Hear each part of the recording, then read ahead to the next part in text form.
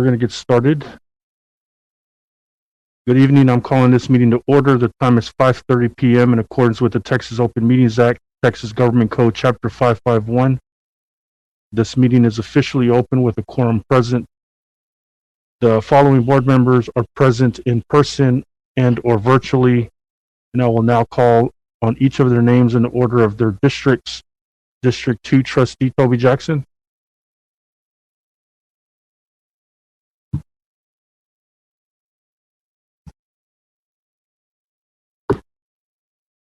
Toby, sorry, couldn't hear you.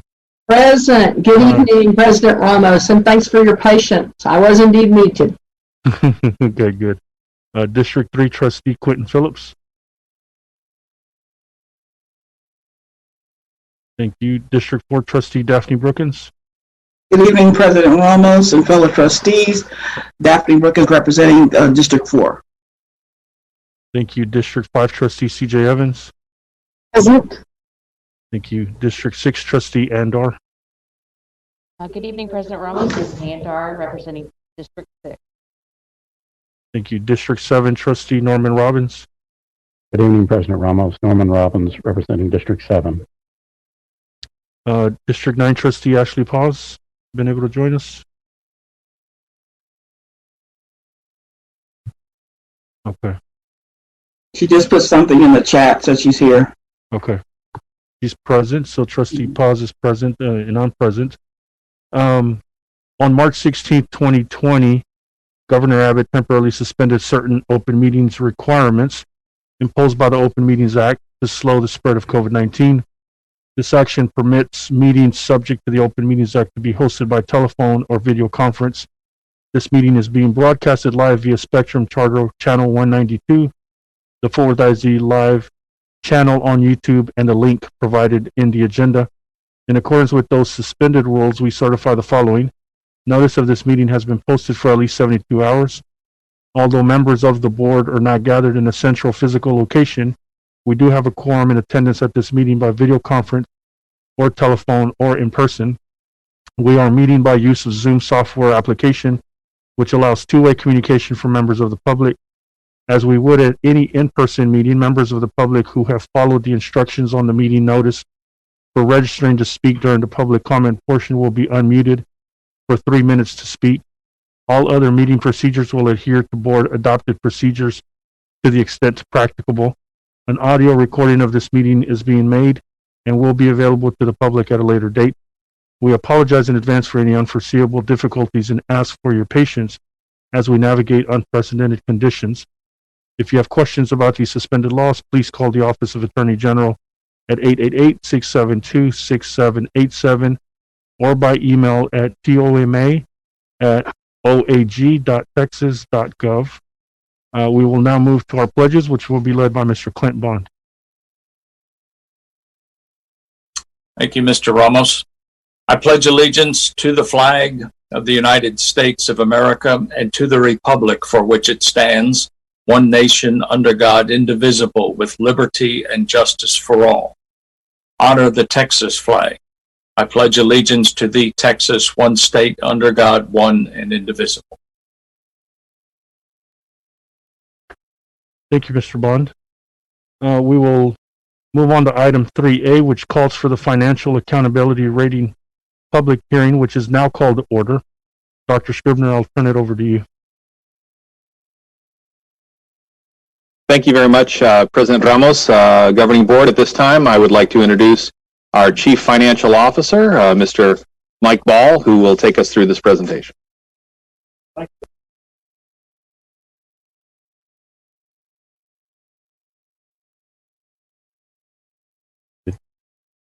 Thank you, Dr. Scribner and President Ramos. It's a privilege to speak to you tonight and present this this little PowerPoint that we have, which describes what the first is. The first system is. It's called the School First Rating System, and it's a financial accountability system that's very similar to the academic accountability system in that it has certain attributes that are measured And so we'll take a quick look at those. If we could go to the next slide, just talks about the purpose of the accountability system and to measure the performance of our district's financial management and financial resources as defined by the Texas Education Agency through their administrative rulemaking process. And so the next slide, we'll jump right into what the 15 indicators are. And those are, the scoring ranges from 0 to 100. And I'm happy to report that we do have the top rating of Superior, which is an A. And our score is 96, as we'll see in a moment. And then the next slide talks about the major, or what they call critical indicators. They actually have 4 of those on which a scoring is actually done. The 5th one is somewhat of a placeholder so that they can add an item if they choose to. And so we scored, those are pass-fail indicators. Any one of those will fail your entire report. And then the other indicators, the next indicators are indicators, and we have 66 of 70 there. And the one indicator that we did not get the full point value has to do with our current, the relationship of our current assets to our current liabilities. And that's really attributable to some of the accounting requirements that we have to actually record some liabilities, statewide liabilities for the retirement system that we will probably never have to pay as a district, but we are required to record those. And then the next 3 indicators are financial competence indicators. We did get the full point value on those. And then the next slide, we'll talk about this meeting. We are required to have a public meeting and disclose the rating that we received publicly. So we're doing that tonight. We also, I think in the past, we've actually published a little paper booklet. We've chosen not to do that because of the COVID situation. We're trying to limit the paper that we're passing around. So we have done that in a PDF format, and that will be published on our website tomorrow, hopefully. And there is a publication requirement that's been in the newspaper as required by law. And so we'll move to the next slide, and talks about the report that we will be posting. And it is the thing to note about this, and you'll see that when is that these numbers are based on the fiscal year ended June 30, 2019. So we're reporting on data that's almost a year and a half old at this point. And so that sometimes creates a little confusion, and we just want to make sure everyone's aware of that so that there is no confusion. And then the 3 disclosures there that are required are really about trustees and superintendent reimbursed expenses. Those are disclosed in the report.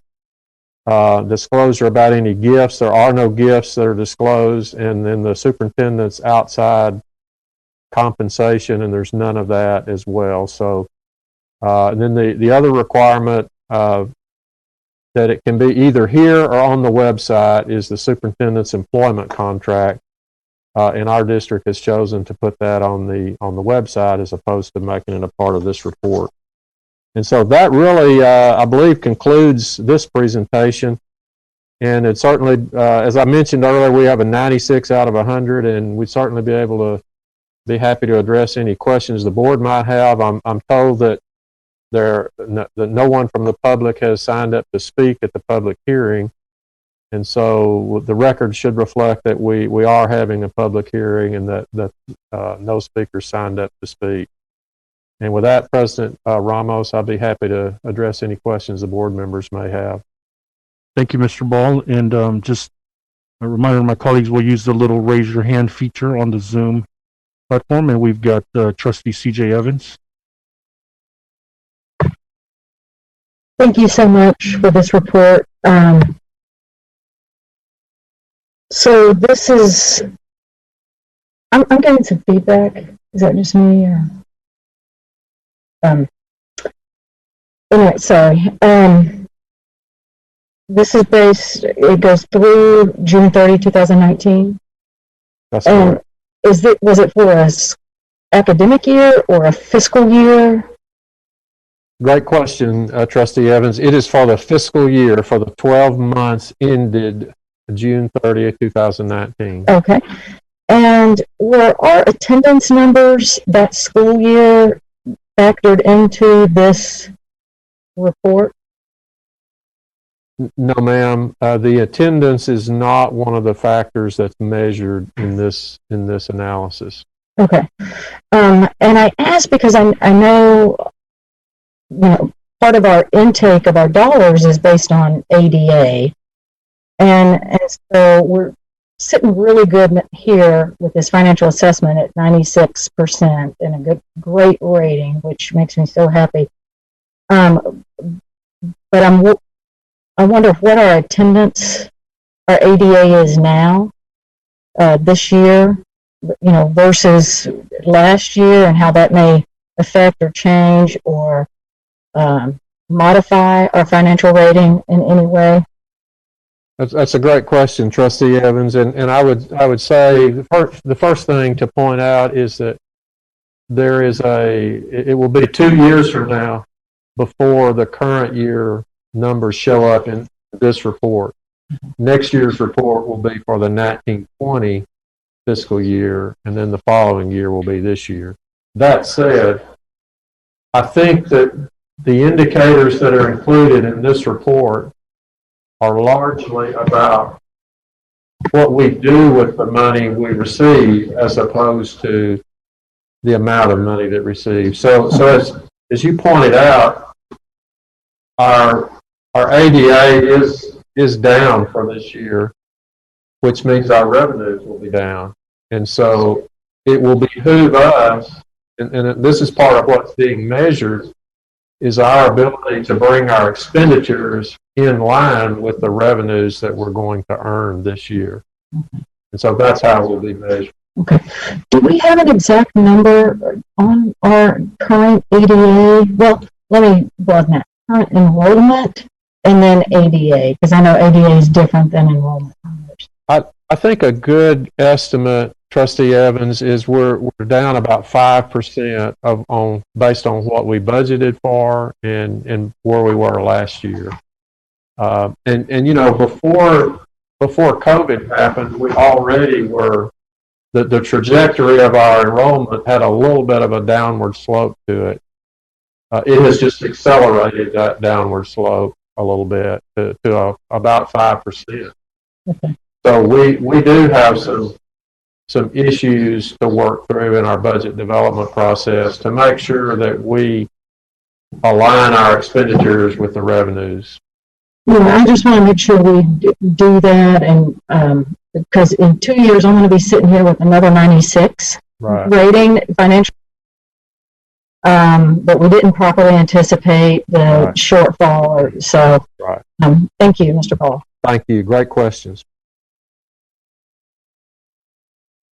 Looks like we have no more questions or comments from our board. Thank you, Mr. Ball, and thank you, Dr. Scribner. And as you noted, Mr. Ball, we did not have any public comments, so we will not need 3B. I'll now declare the public hearing is now closed. We'll move on to public comment. Let me remind you that because of the restrictions by the Texas Open Meetings Act, board members may not engage in a verbal exchange about a subject that has not been posted. We will listen and take notes, but the board is prohibited from responding to any inquiries made during a board meeting on any topic not posted on the agenda. However, the board may reply with 1, a statement of specific factual information given in response to the inquiry, 2, recitation of existing policy in response to the inquiry, or 3, direct a person to visit with staff about the issue. While the board listens to concerns of a general nature, speakers should refrain from mentioning names of individual employees or public officers during their comments. Any employee, parent, or other member of the public is asked to comply with the appropriate grievance policy to have a complaint heard pursuant to the applicable board policy. No presentation may exceed 3 minutes unless the speaker has prior approval for additional time because of the use of a translator. Speakers who require the assistance of a translator are permitted double the allotted time of speakers who do not require the assistance of a translator. Furthermore, a speaker may not relinquish his or her time to another speaker. I ask that you please observe these rules for the purpose of effectively accomplishing the business of the meeting in a timely manner. Because we are utilizing an online platform, all speakers will be announced to speak in the order they signed up. Mr. Clint Bond will announce the speaker's name, and at that time, his or her microphone will be unmuted for 3 minutes. Before making your comment, state your name and then proceed with your comment. At the end of the 3 minutes, your microphone will be muted. Mr. Bond, will you please call on our first speaker? President Ramos, our first speaker this evening is Kathleen Powderly. Ms. Powderly, are you there? Yes, I am. You may begin, ma'am. Good evening. My name is Dr. Kathleen Powderly, and I would like to discuss continuing in-person school for the elementary and middle school students and returning to a 5-day-a-week in-person school for high schools. While the numbers of COVID-19 cases increase in our community and we see increased numbers in children, I hope we do not assume based on these increases that our schools are to blame. The students and staff are doing an incredible job of using all of the mitigating strategies to decrease and prevent transmission.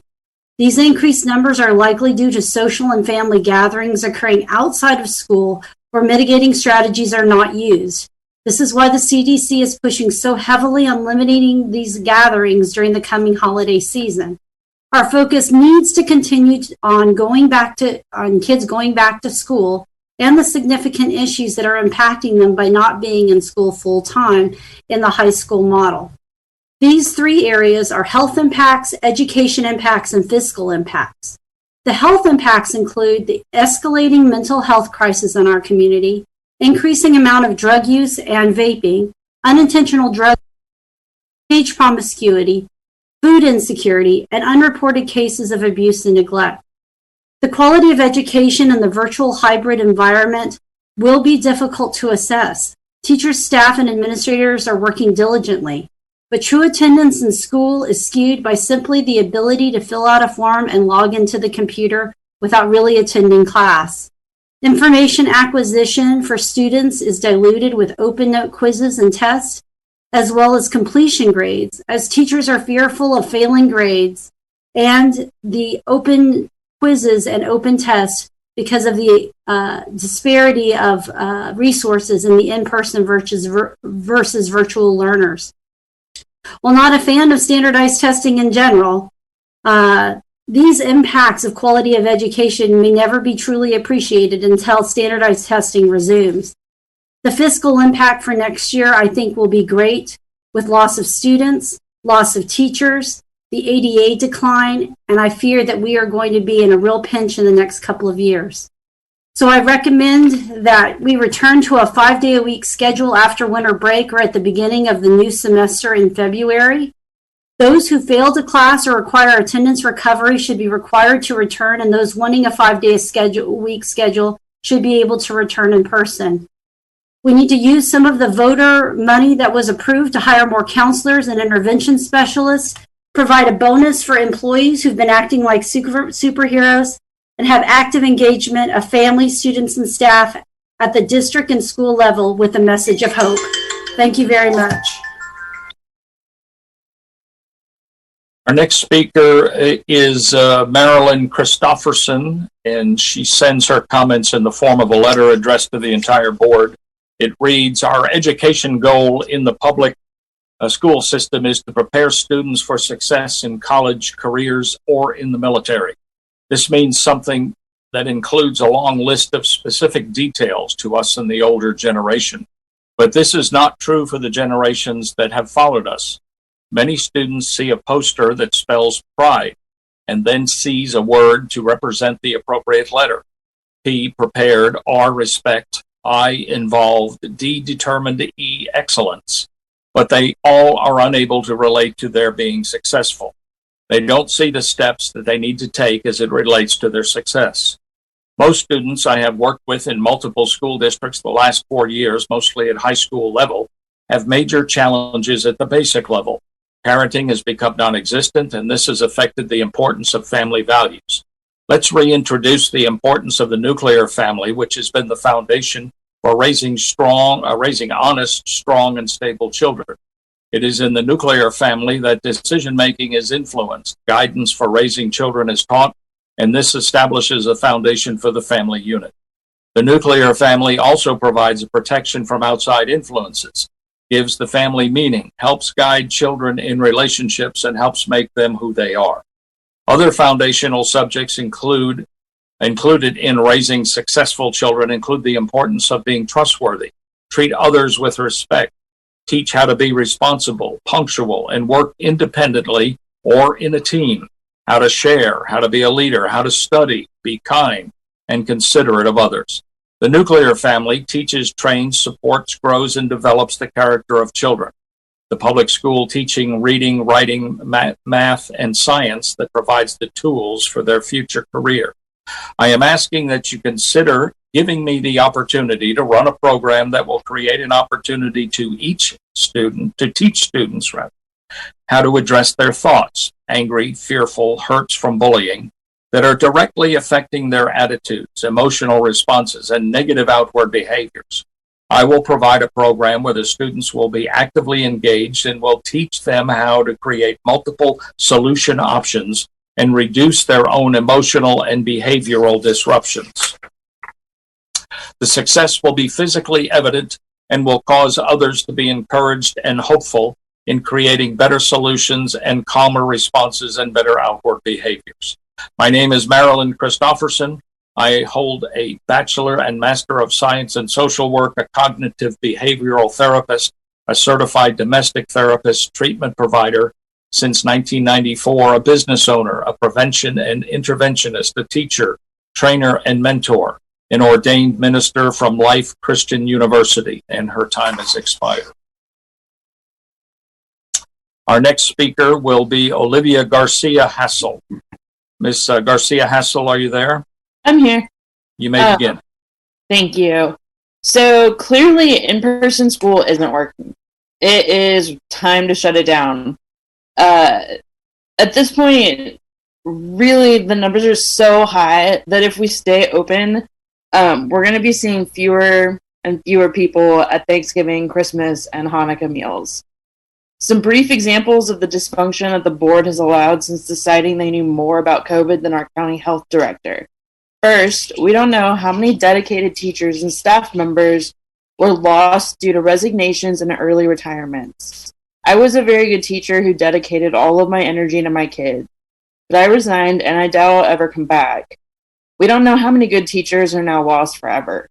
Second, though I don't teach, I'm hearing from my friends still on the front lines. There are no substitute teachers. Teachers are regularly out with COVID, leaving their colleagues to try to pick up the slack.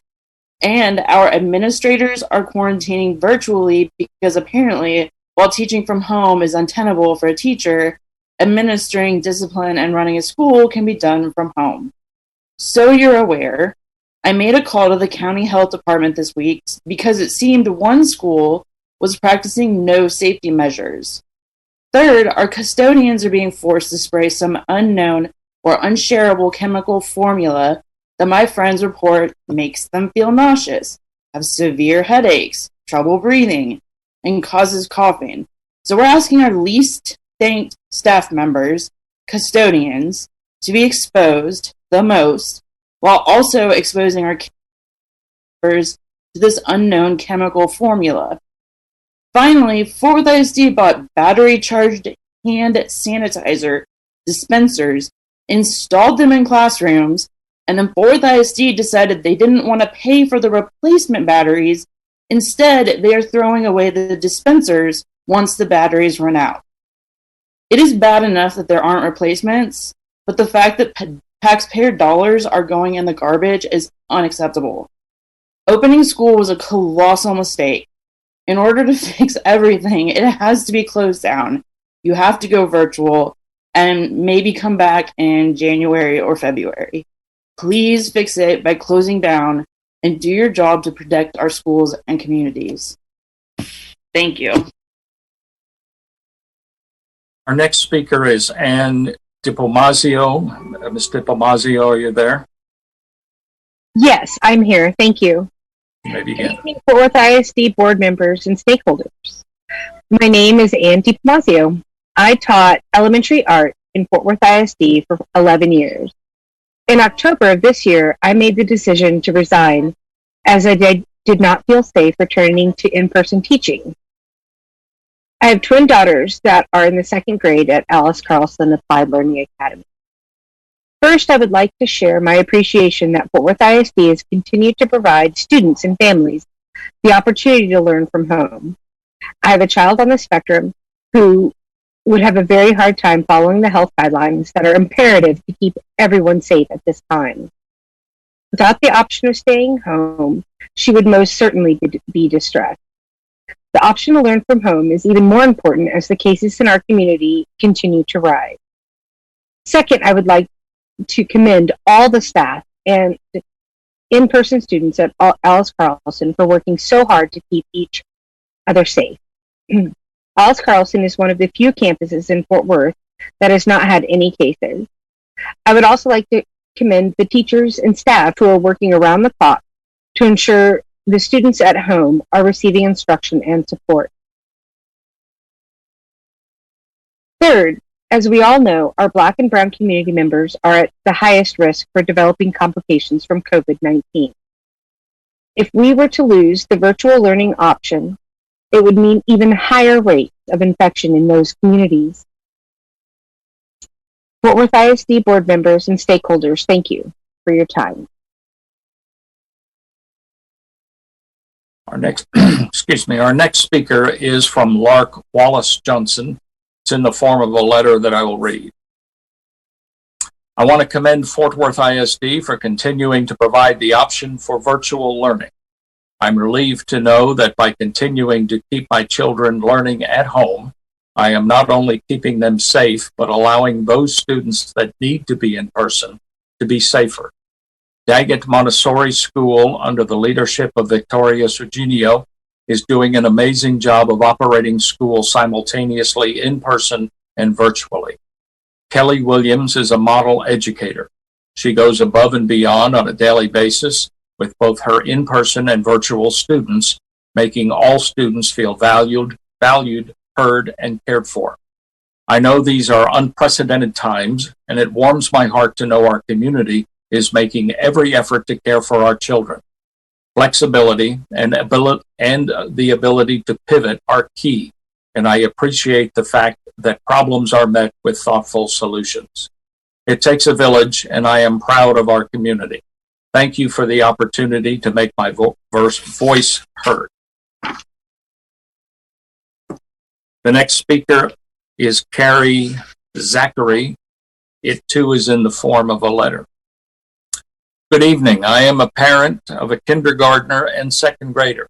After years of working from home, carting kids between preschool and programs so I could complete work, I was always looking towards the day when both kids would be at the same elementary school. Well, many things have changed due to COVID. One key piece for our family is virtual learning. Although the children and I anxiously await the day they can return to school, we are thankful for the opportunity to choose virtual.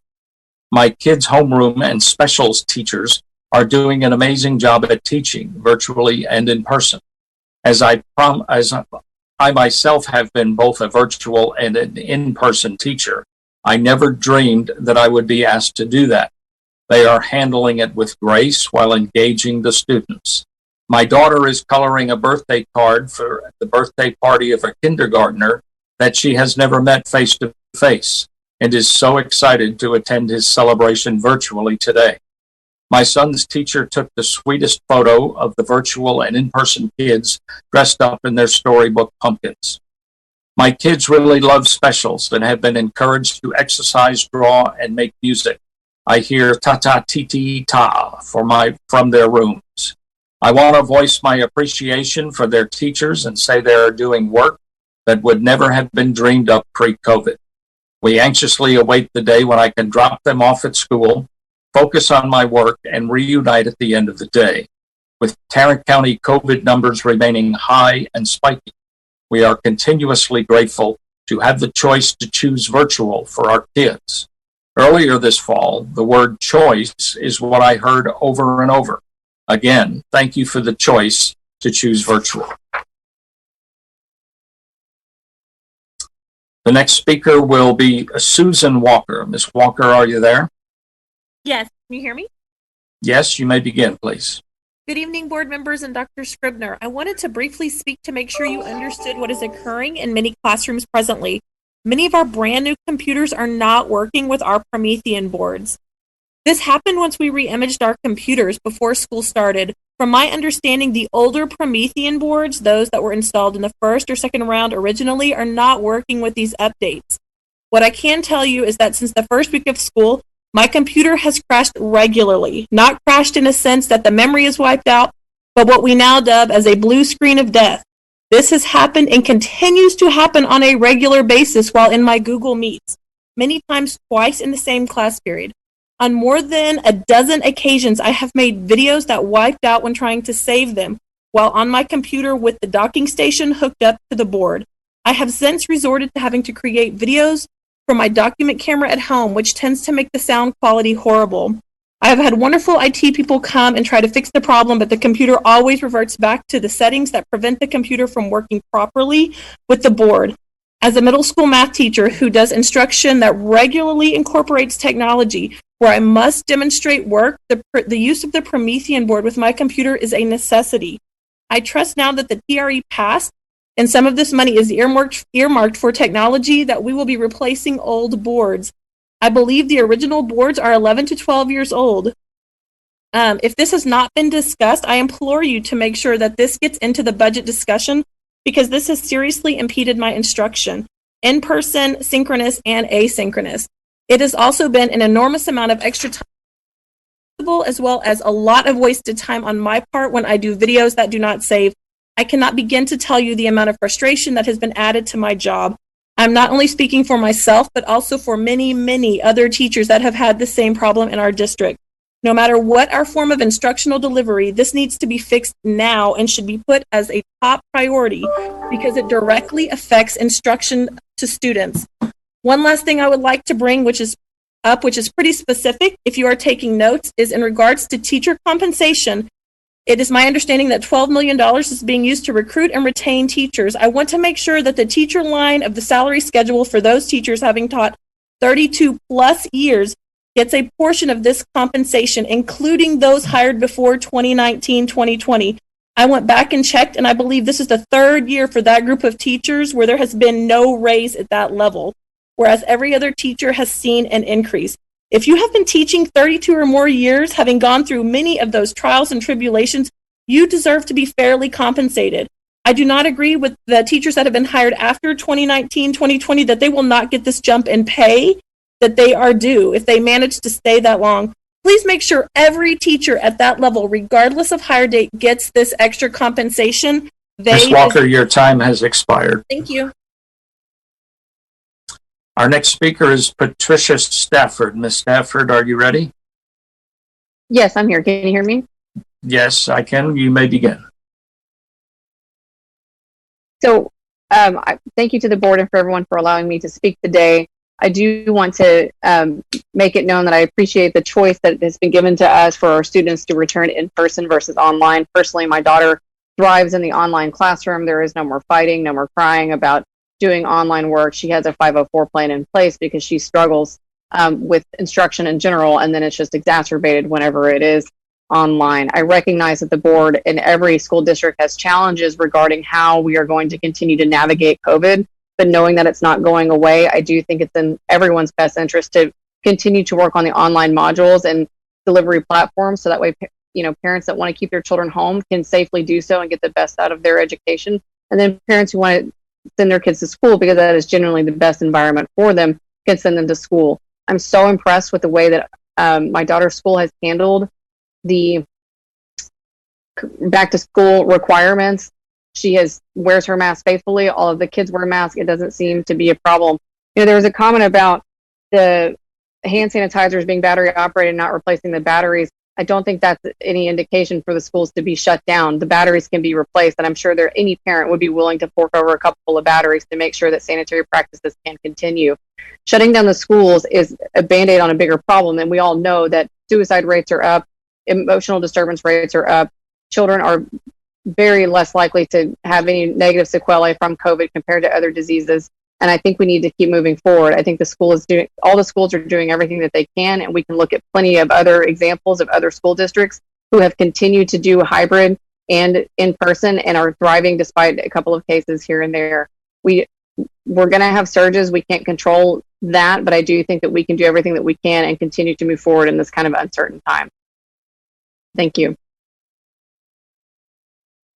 Our next speaker is Jennifer Traeger. Ms. Traeger, are you there? Jennifer Traeger? I'm here. Can you hear me? Yep, you may begin. Okay. Fort Worth ISD was able to communicate with the district about the TRE, multiple text, emails, phone calls, and social media posts. Why is it that once in-person school was decided, there was never a single text, email, or call regarding that? Why is it that the district is not sending out weekly blasts about attendance and grades? The district should be sending these out to hold parents and students accountable. A weekly contact of how many students have logged on or not, how many have attended class or not. The topics of communication are obviously chosen. The district lacks transparency. Since the TRE did pass, how will the district be transparent on how these funds will be spent? The teachers definitely deserve a raise. Many would suggest they deserve 100% of these funds. Another form of lacking transparency from the district is the missing piece of a technology chair. It is to my understanding that some are filling in that position for now, but I do believe there has not been one for nearly 2 years. For a district that is very pro-online, this seems like a very important position to fill ASAP. Where's the plan for that? Another item that should be addressed is the debt services. That number has increased from $91 million to over $115. I think your taxpayers are owed this information. I emailed my board rep asking for the overall grades for the first 6 weeks. My specific request was pass-fail, in-person and online separately would be ideal, but that may be challenging, yet hopefully available to determine. The response I got was, I do not have access to this data.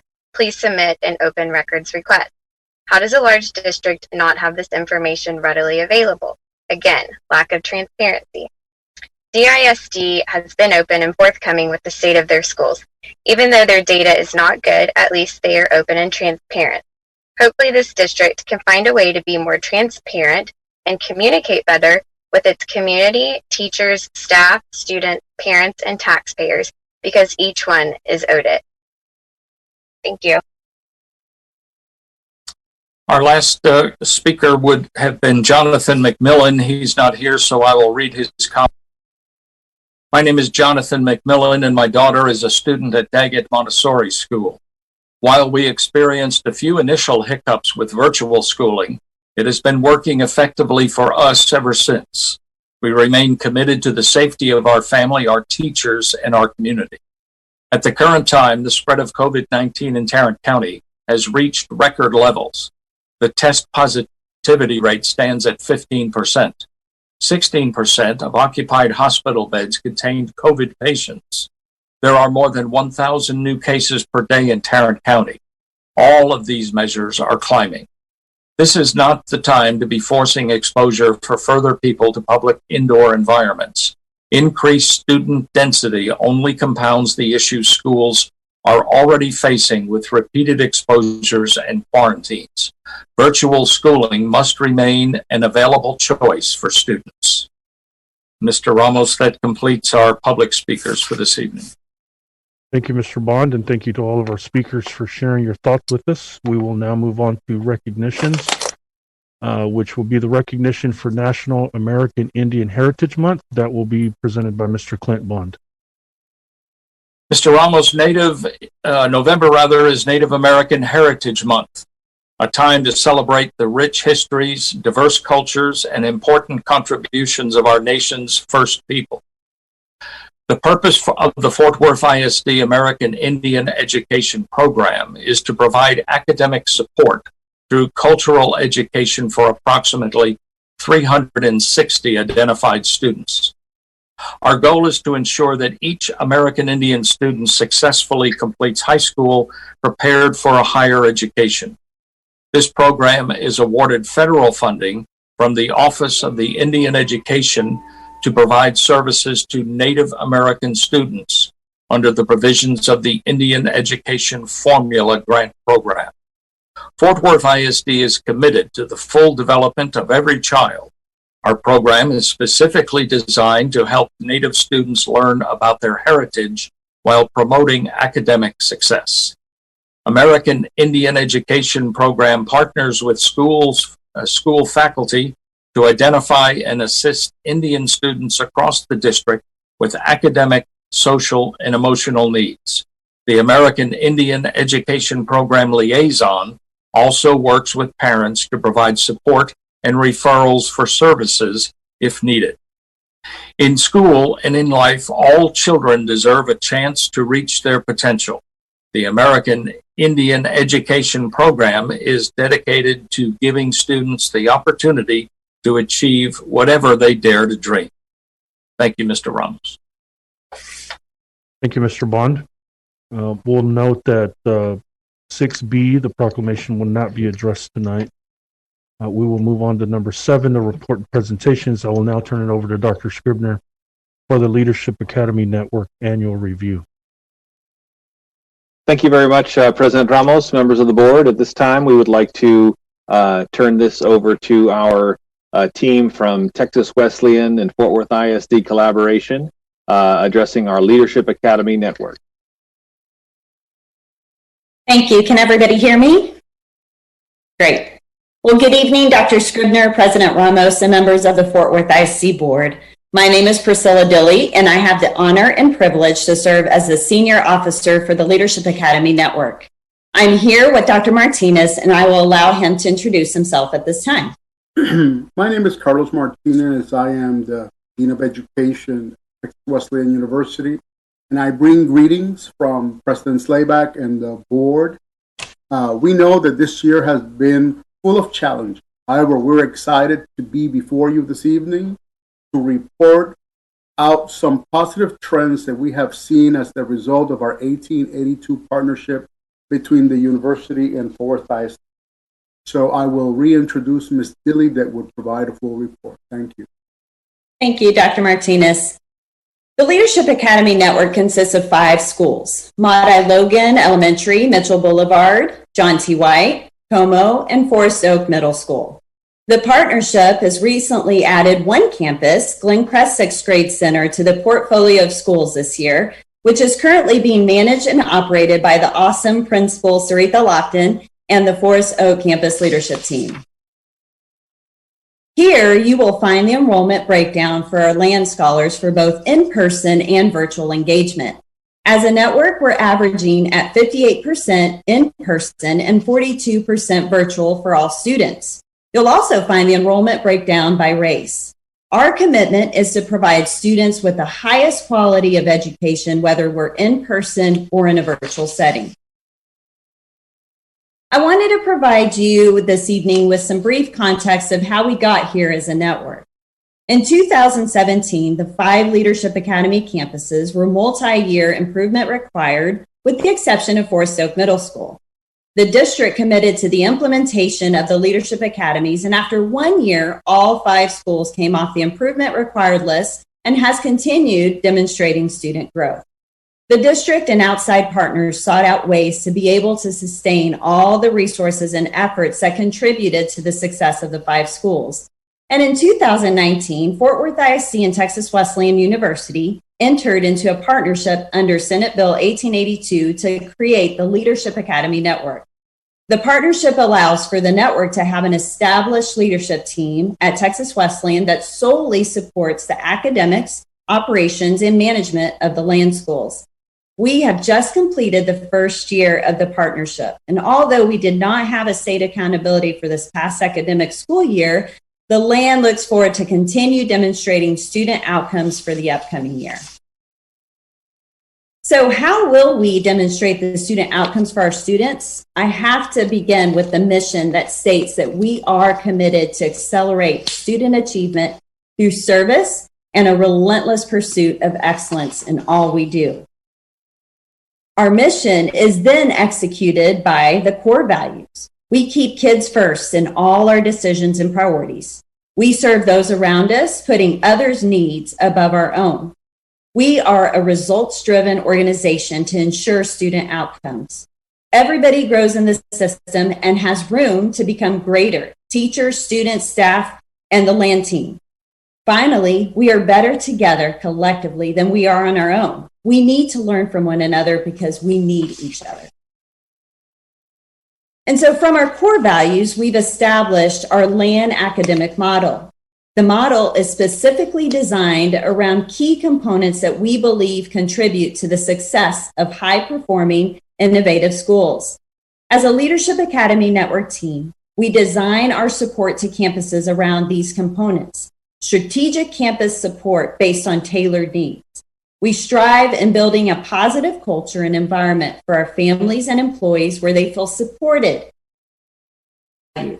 Instructional support is provided by high-quality systems of accountability and alignment, and we have a commitment to growing our leaders at both the teacher and administrative levels.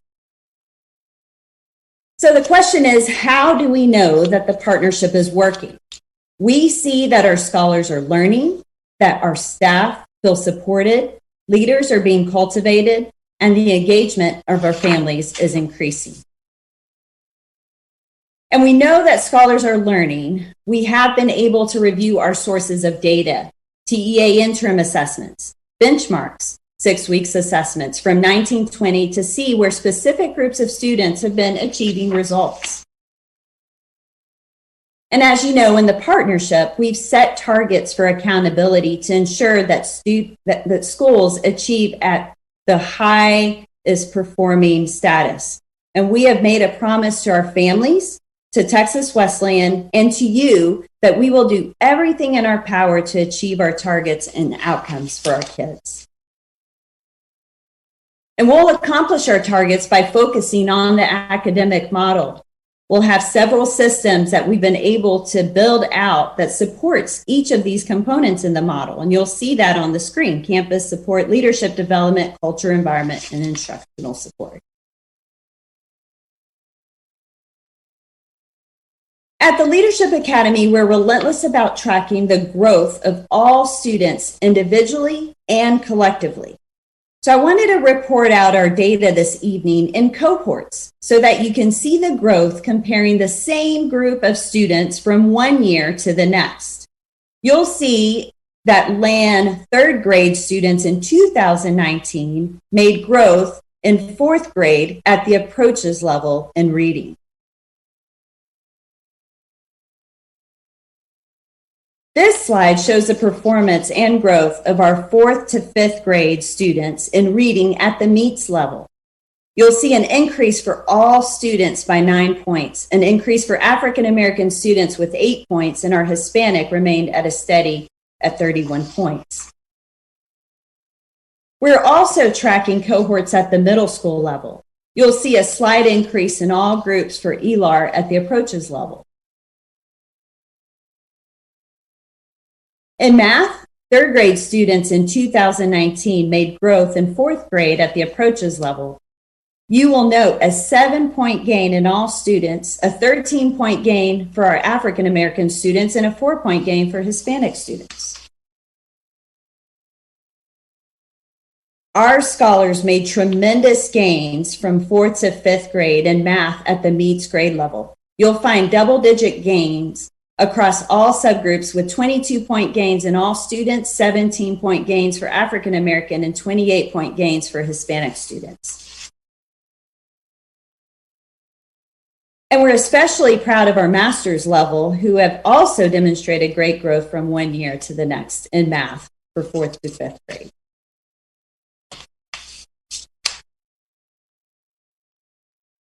In the math, at the middle school level, with our students making the double-digit gains at the approaches level to be in correlation with your goals. CLI stands for Children's Learning Institute. This test measures the literacy proficiency and development of a child in pre-K.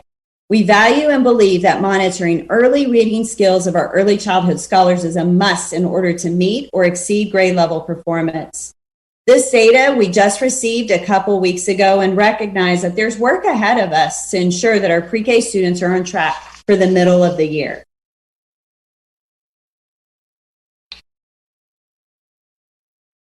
And then TXKEA stands for the Kindergarten Entry Assessment, which measures multiple child development domains to provide a holistic understanding and pre-reading for kindergarten. We are hopeful to see our kinder scholars on track for meeting the middle of the year goals. We do see gaps in our data, but we are aggressively monitoring their performance individually as well. One of our academic systems is engaging our campus teams in growth walks every 6 weeks to measure teacher performance with established best practices. This data shows the percentage increase by campus of teachers who are growing in their craft from first to third growth walk.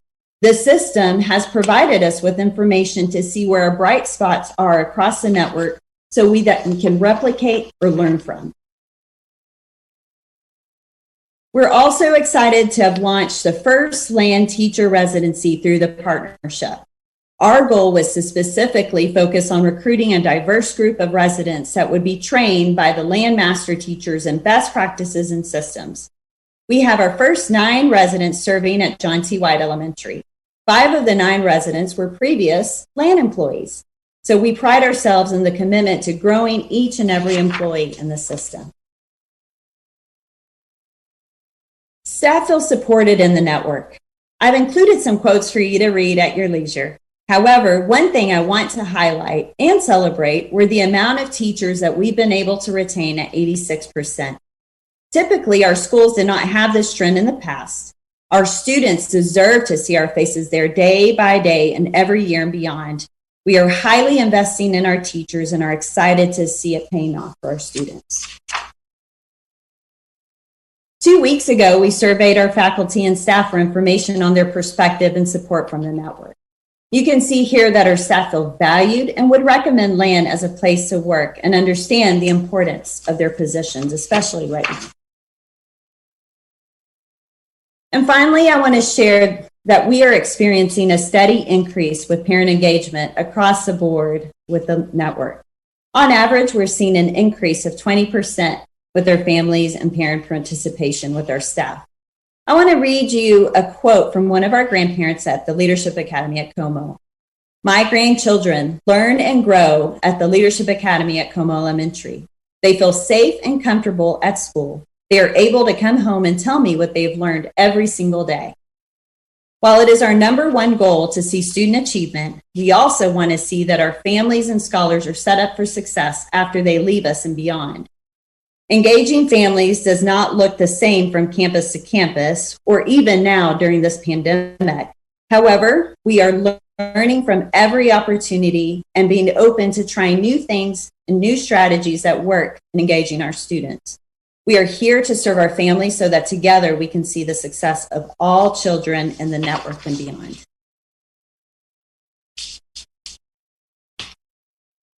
Thank you so much for allowing us to be here this evening to share just a little glimpse of what's happening in the network. And I'd love to entertain any questions if you have.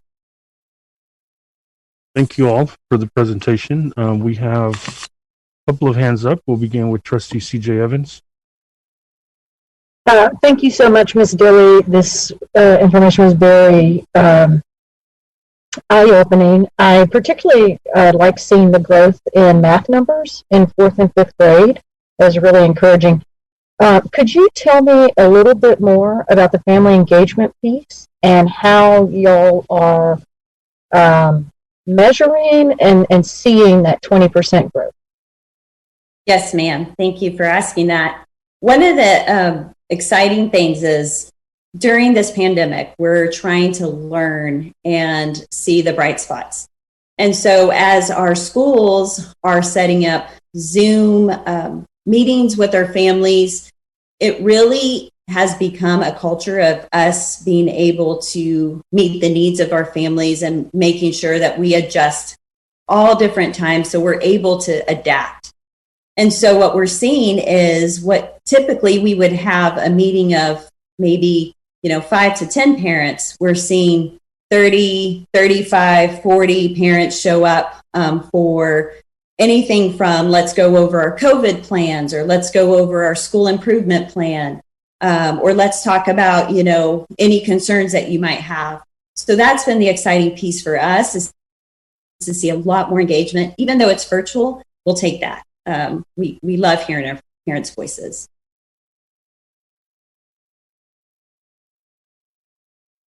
Okay. Next, we've got Trustee Toby Jackson. Thank you, President Ramos. Hi, Ms. Dilly. Thank you so much for a comprehensive report. Awesome.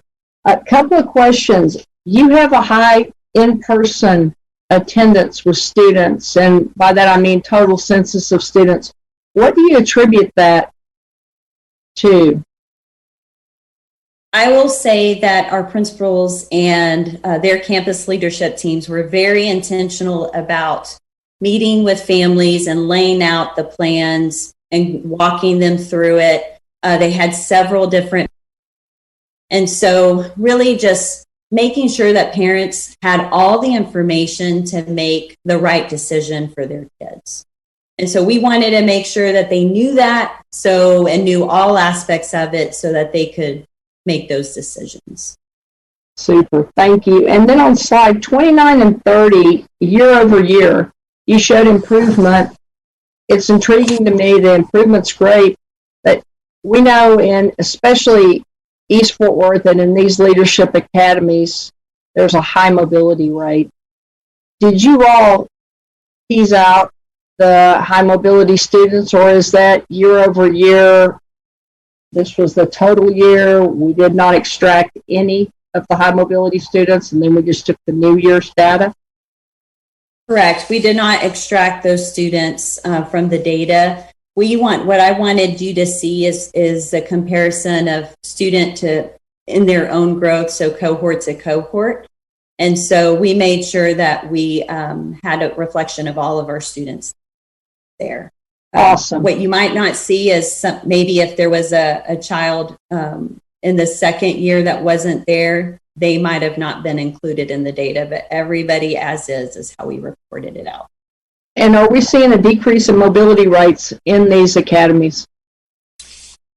I can pull those numbers for you, Trustee Jackson, just to make sure that I give you an accurate answer, but I would not say that we've had a drastic change. Okay, and then the last question is following up on Trustee Evans' question with regard to family and parent engagement. I loved your answer to her, and I just have something I'd like to share with everybody, every employee of Fort Worth ISD. How labor intensive is it to get this type of parent engagement? Is it hard work, or is it a little bit of work up front that pays giant dividends? What I'm going to say is I've tried to, during these times, it's been challenging, during the pandemic and trying to figure out alternative ways to engage families. But what I will tell you is there's a commitment from our network employees to really pursue our families and be relentless about pursuing families. And I've seen that all throughout. I mean, we've seen our campus administrators go to apartment complexes and help with enrollment. We've seen, folks set up tables at the local grocery store, go to the local barber shop. So what I see is the difference of the school going to the community and to the families, which I think we had no choice. This was one thing that we had to do. And I think that it's impacted and is paying off the work that we're going to continue to do. So I would hope that this sticks, and I would hope, and encourage everybody around us that, in these times, we've got to be the ones to really embrace our community and be able to meet their needs. I agree. And I just wanted to give a shout out to Dr. Martinez and the whole Wesleyan team. They're wonderful. Ms. Dilly, the work you're doing in leading the principals, just want to thank all of you all. This is just amazing work to hear about, and I wish you were here every meeting. The pleasure is all ours. Thank you. Thank you. Thank you, Dr. Martinez. Thanks, Ms. Dilly. Thank you. Thank you, Trustee Jackson. I believe Trustee Daphne Brookins has a question or comment. Yes, I do. Good evening, Ms. Dilly and Dr. Martinez. Go Rams.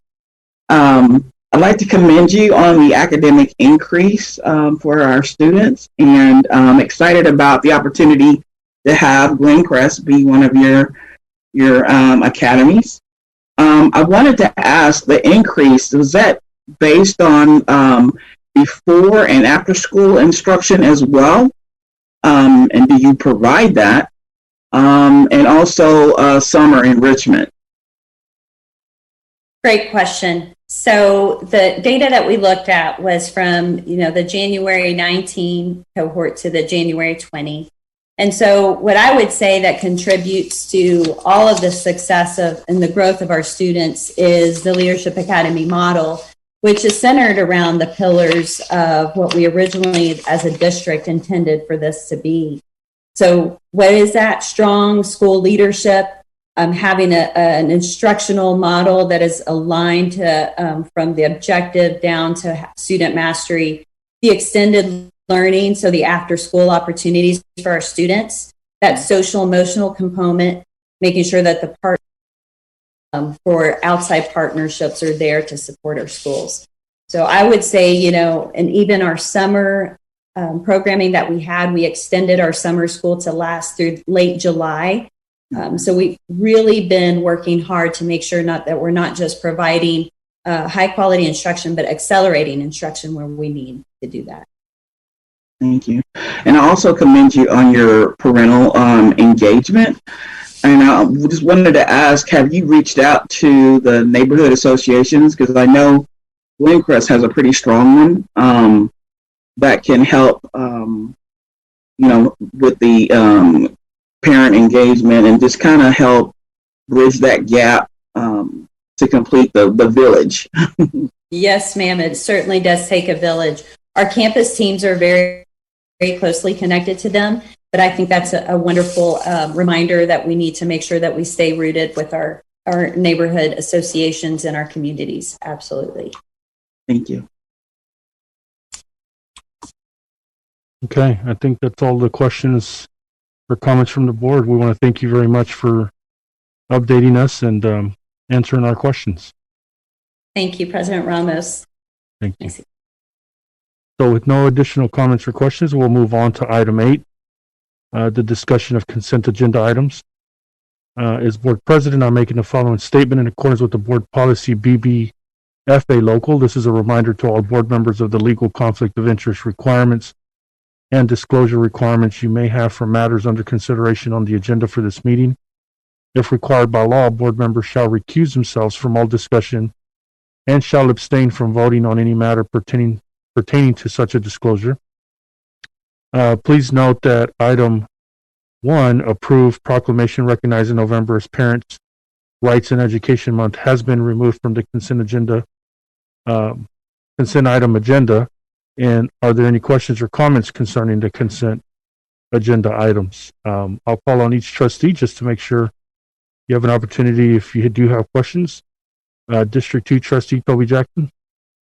I do have a couple of questions, and it's with regard to computers and hotspots, and those expenditures are from special revenue. Can we define for the public, please, the term special revenue, and if that's indeed from the 2017 TRE, or where exactly is special revenue in our budget? President Ramos, members of the board, Trustee Jackson, Jerry Moore, our Chief Academic Officer, will address that question. Thank you. Thank you all so much. Certainly, that special revenue comes from a TEA grant, the 2020-2021 Technology Lending Grant. This was a program that we applied for specific campuses that we looked at data according to our school performance framework that was a C-rated campus or lower, as well as looking at our technology availability in the homes of those campuses. Looked at campuses that needed increased technology availability. So each program was a $150,000 grant, one program for Chromebooks and one program for laptops, and it's spread out over 6 campuses for resources. And so, Mr. Moore, if I could, the total grant was $300,000. Yes, ma'am, that is correct. But it looks like we're spending quite a bit more than $300,000. So where is the other money coming from? No, ma'am. On these, you should have $150,000 expended on Chromebooks. That would be 40 Chromebooks for each of the 6 campuses, and then 40 hotspots for each of the 6 campuses at the other location. Oh, that's the sum. I see. Okay, my apologies. Well, then that's great. Thank you for getting $300,000 for our kids. I appreciate that. You're very welcome. Okay, thank you, Trustee Jackson. Next, District 3 Trustee Quentin Phillip.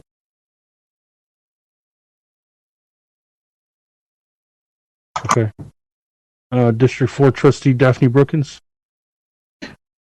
Trustee Jackson asked my question. Thank you. Okay. That worked out. District 5 Trustee CJ Evans. Yes, I know we took off 6B, but did we take off I in the consent agenda? I think it corresponds with 6B. Yeah, I'm sorry. That I read that as please note that item 1, but you're right. That's item I. Appreciate that. That's all I have. Thank you. Okay. Trustee Andar. No questions or comments at this time. Trustee Norman Robbins. No questions or comments. Trustee Ana Luebanos. Trustee Ashley Paz. No questions at this time. Okay. And I don't have any questions myself either, so we will now reconvene and close meeting for executive session. The time is 6:37 p.m. The date is Tuesday, November 10th, 2020. We will now recess and reconvene virtually. For executive session is authorized by Chapter 551 of Texas Government Code under Sections 551.071, 0.072, 0.074, and 0.076.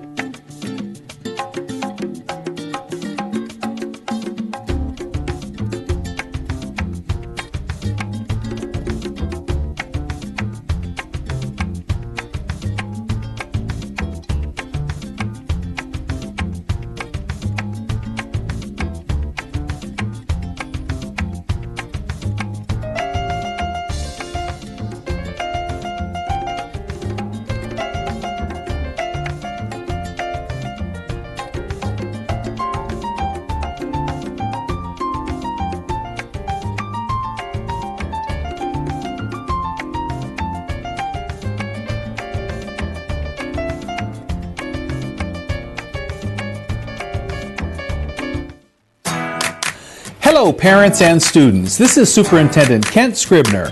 Thank you for watching this short video about 2 extraordinary Fort Worth ISD Gold Seal choices. They're innovative models of learning that are leading the way in preparing students for college and the modern workforce. Early College High Schools and Pathways in Technology, or P-TECH Early College High Schools. And all are golden.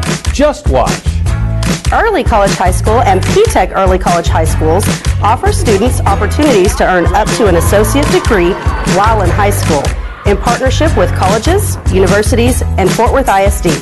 All tuition fees, resources, and books are provided for students at no cost, which saves families 2 years' worth of college expenses.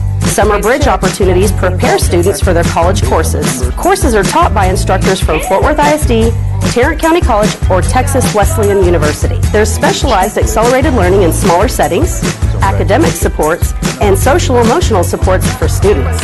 So which model works best for your students' goals and dreams? Let's take a closer look. Starting with early college high schools, where students receive college credit up to an associate degree while in high school, accelerated learning, specialized study skills that prepare them for university admission and scholarships, as well as the opportunity to enter the workplace with college credit hours. Our early college high schools include 2 schools of choice on college campuses: Marine Creek Collegiate Academy at Tarrant County College Northwest Campus and the Texas Academy of Biomedical Sciences at TCC Trinity River. 3 programs of choice early college high school academies are located within traditional high schools: Dunbar High School, partnering with Texas Wesleyan; O.D. Wyatt, a partner with TCC South; and Southwest High School, also a partner with TCC South. P-TECH early college high schools provide the same opportunities as early college high schools, plus work-based, hands-on learning. So P-TECH students not only earn college credits, they also build industry skill sets, participate in job shadowing and internships, and earn certifications, industry credentials, their high school diploma, and up to an associate degree. These experiences help students transition onto university campuses or directly into careers where they receive preferential interviews with dynamic industry partners. Our P-TECH early college high schools include a college-based school of choice. It's TCC South Fort Worth ISD Collegiate High School, an energy and renewable resources P-TECH located at the TCC South campus and partnering with Encore Electric and the City of Fort Worth Water. We also have multiple P-TECH academies at traditional high schools and covering a wide range of industries. They are Carter Riverside High School, Computer Maintenance and Networking P-TECH, partnered with Maytech and Fort Worth ISD. Diamond Hill Jarvis High School, Architecture, Construction, and Logistics P-TECH, partnered with Habitat for Humanity and Magna Technical. Dunbar High School, Manufacturing P-TECH, partnered with Bell Textron, Texas Wesleyan University, and TCC Trinity River. Eastern Hills High School, Cybersecurity P-TECH, partnered with McAfee. Northside High School, Healthcare P-TECH, partnered with the James L. West Center. Polytechnic High School, Education P-TECH, partnered with the University of North Texas and Fort Worth ISD. And South Hills High School, User Experience and Software Development P-TECH, partnered with Maytech. As you can see, both models offer an outstanding high school education and extensive preparation for students to continue their pursuit of excellence in college and the modern workforce, right here in North Texas. Parents and students, you can learn more at fwisd.org/choice, including how to apply to an early college high school or P-TECH early college high school. Thank you again for your interest. Fort Worth ISD is driving change. Take our new mobile STEM lab, giving young students an interactive introduction to the wonders of science, technology, engineering, and math, and the careers they lead to. But the real game changer? Our community partners, committed more than ever to programs that connect student learning to the modern workforce here in North Texas. This STEM trailer pulls up to elementary and middle schools with enough gadgets, games, and gear to excite every child. I've got some outstanding activities today. There's a 3D printer, solar race cars, The sun hits the solar panel. cutting-edge woodworking machinery, and lots of robotics. I'm a hands-on learner, so this would be good for me. As students try their hand at STEM activities, they're also getting to what's at the heart of this on-campus field trip. STEM-related jobs are extremely critical, and the STEM trailer allows us to take those career exploration activities to our youngest students throughout our community. Our premier opportunities include Gold Seal P-TECH schools and academies. These pathways feature hands-on learning, mentoring, and internships in architecture and construction, energy and renewable resources, cybersecurity, and software development, to name a few. Students earn certifications, visit job sites, and build relationships with industry partners, such as City of Fort Worth Water, Encore Electric, Bell Textron, James L. West Center, and more. And through partnerships with colleges and universities, P-TECH students can earn enough college credits to get their associate degree. Graduating with both a high school diploma and an associate degree is the hallmark of our Gold Seal early college high schools, such as our Texas Academy of Biomedical Sciences at TCC Trinity River. Others are located at our traditional high schools, all of them preparing students to transition smoothly onto college. And have you heard the buzz about this career readiness launch? It's the new North Central Texas Aerial Robotics Initiative, made up of 11 school districts and these partners: Bell, Tarrant County College, Tarrant County Workforce, and Interlink. Our district led the formation of the program to help students across North Texas land jobs in a growing drone market. The common denominator in these exciting pathways and programs is partnerships. Fort Worth ISD is proud to be the first district partner of the Tarrant To and Through, or T3, a countywide coalition dedicated to helping students explore and find their pathway to college, career, and military readiness. As T3 recently said, their success is our success. You just gotta put your mind through it, and you can do it. We're all in this together.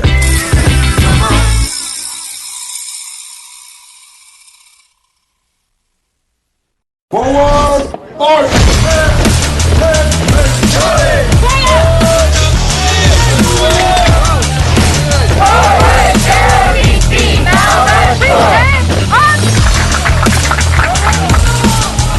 Everyone has a skill.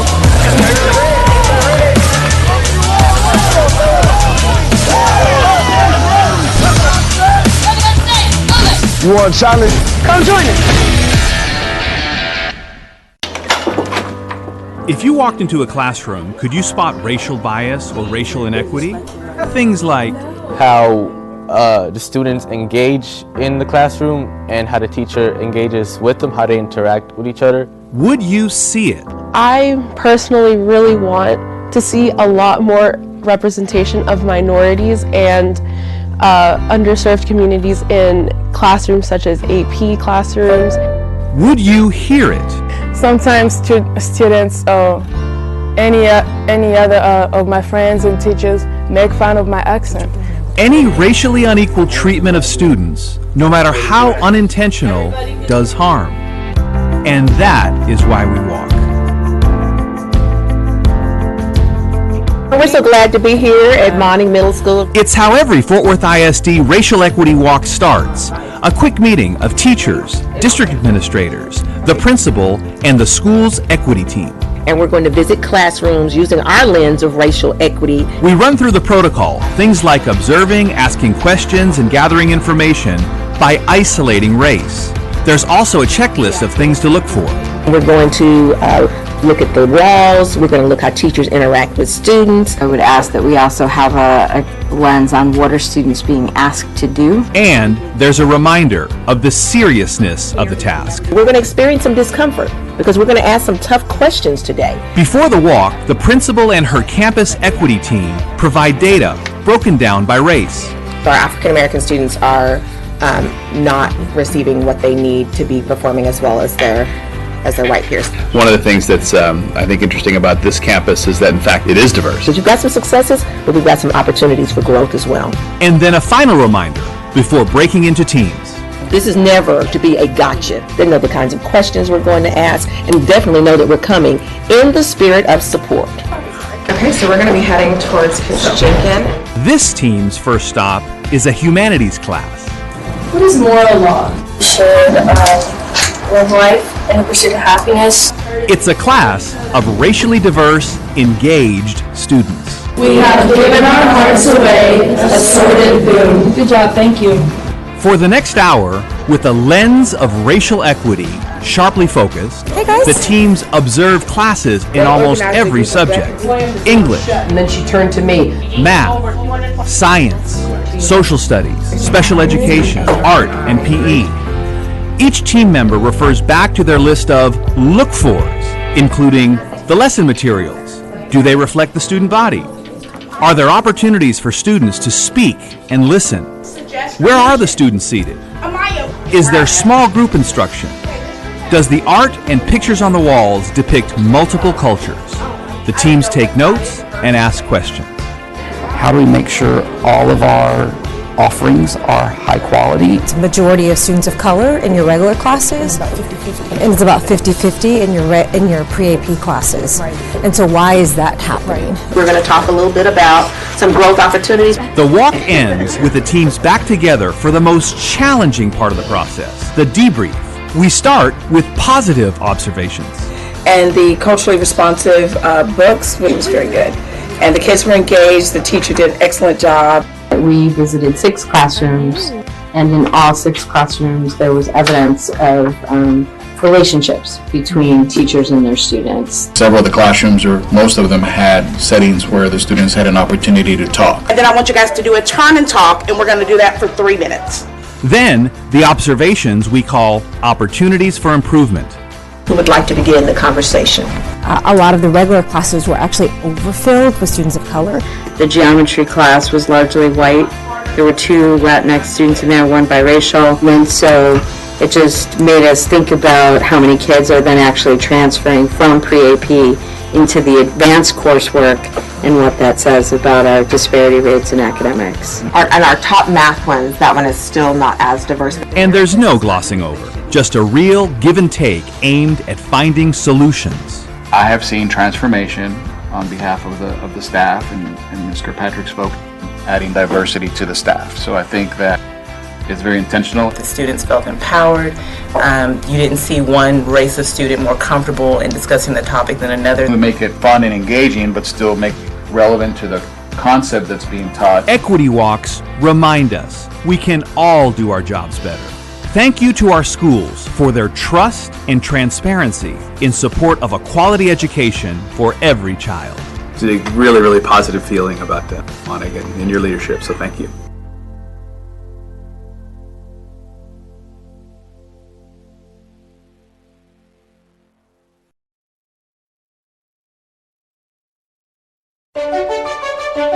Industry-driven Gold Seal programs and schools of choice offer Fort Worth ISD families and students the power of choice, now more than ever, to go beyond the basic, beyond the traditional, to find the pathway that's a match to a student's interest, goals, and learning style.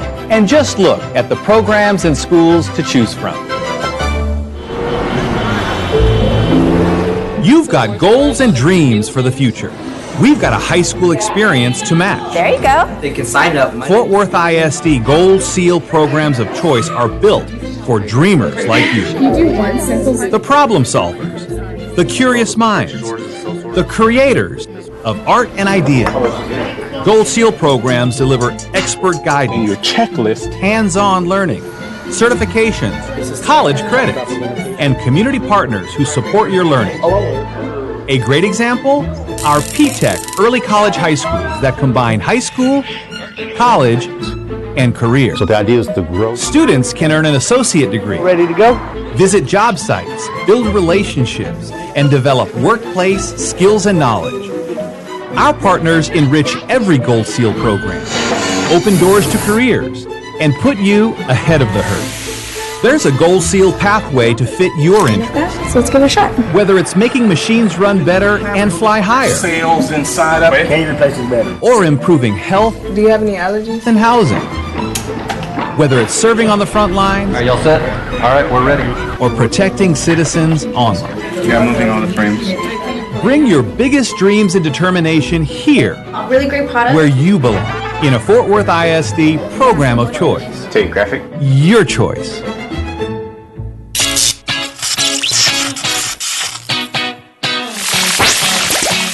The atmosphere is electric at Fort Worth ISD Gold Seal Schools of Choice. These smaller, well-focused learning communities prepare students for college and careers in the most innovative ways. And this combines art and math. Now we know what to do. Every school day hums with activity and empowerment at Young Men's Leadership Academy and Young Women's Leadership Academy. As you come across one, Future leaders are at work here, gaining knowledge, experiences, and character, while developing lifelong strategies for success. Move toward your dreams at the I Am Terrell Academy for STEM and VPA. On the STEM side, students design and problem solve in a high-tech makerspace. In VPA, students train in state-of-the-art studios and perform in a magnificent hall. The school's Cowan Academy in the Humanities elevates the study of literature, history, art, and philosophy. Imagine learning multiple languages, exploring global cultures, and taking academic courses in English and Spanish. The World Languages Institute is perfect for students from Spanish immersion and dual language programs, and anyone else eager to learn Spanish immersion style. Early college high schools merge high school, college, and career. Students go to school on Tarrant County College campuses and can earn an associate degree for free. Marine Creek Collegiate High School focuses on high academic achievement and skills for success. Got a slightly movable The Texas Academy of Biomedical Sciences is a hub of health science studies with hands-on laboratory learning supported by medical industry partners. TCC South Fort Worth ISD Collegiate High takes industry partnerships to a new level. It's the district's first P-TECH early college high school. Partners such as Encore and the Fort Worth Water Department help students build skills that industries want. Schools of choice are not just for older students. Collectively, 4 applied learning academies serve kindergarten through the 8th grade. Students apply their knowledge to solve real-life issues as they investigate the bigger world. 6 taken 2 times. Our Montessori program guides kindergarten through 8th grade students in multi-age classrooms that are safe and respectful.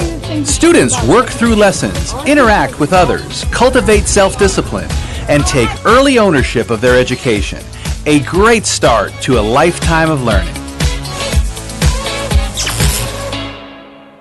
One-size-fits-all education is so last century.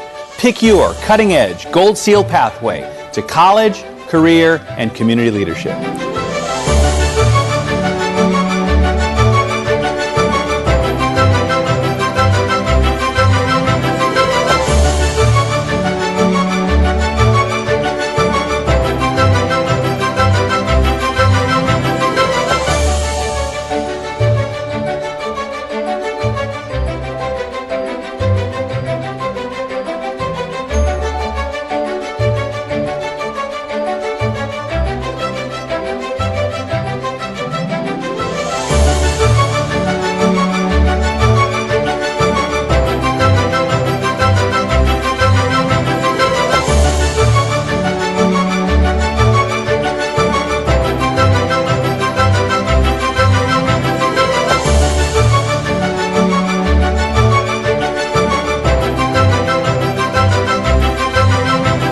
For more information, visit fwisd.org/choice, where you'll find the Gold Seal catalog and the Let's Talk link for your questions. You may also call the campus of the program or school you're interested in.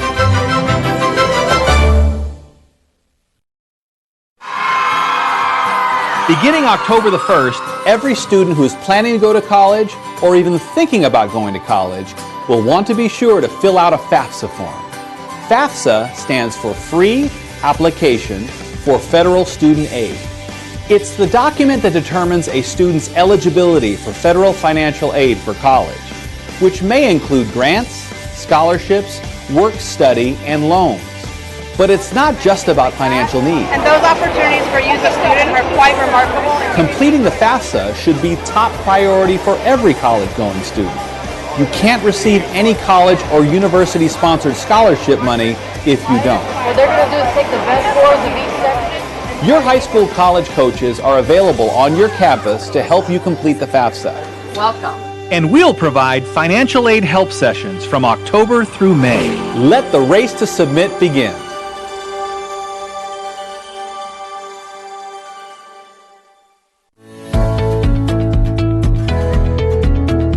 As you take your first steps into an exciting new school year, you're going to notice some changes upon your return to campus. And first, a couple of reminders. We're asking every employee to conduct a self-check before coming to work. Then, we're limiting the visitors that enter our building. And always remember that social distancing is key, maintaining 6 feet apart. And most importantly, always wear a mask.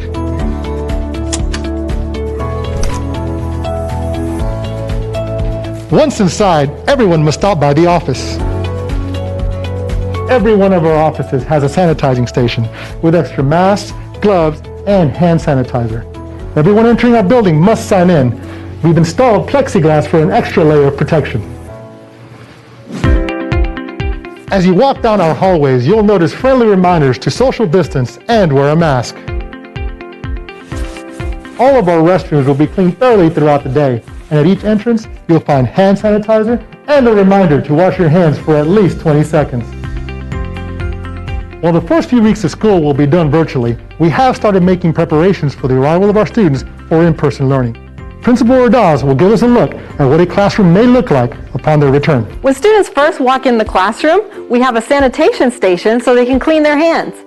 We have also spaced the desks apart so that students can have some distance between them. And if needed, we have these partitions that they can also use. This is a kindergarten classroom, and sometimes we want the students to be able to work together. So we're using these dividers so that students can see each other, but still stay safe. Thank you, Principal Ordaz. Some of the safety precautions we are taking are not as easily seen. Our Environmental Director, Stephen Frollo, will tell us all about it. Well, before the students and teachers arrive each day, we turn on our heating and ventilation system to remove any contaminants that may be in the building overnight. Likewise, we have increased our fresh air intake to remove any of those contaminants and increase indoor air quality. Also, the custodial staff will move about the building during the day to wipe down all high contact surfaces with a decontaminant. At the end of each day, they will use a backpack fogger to decontaminate the entire building. As you've seen, we've been very busy preparing for a safe and successful school year. We're ready for you. Let's have a great year together.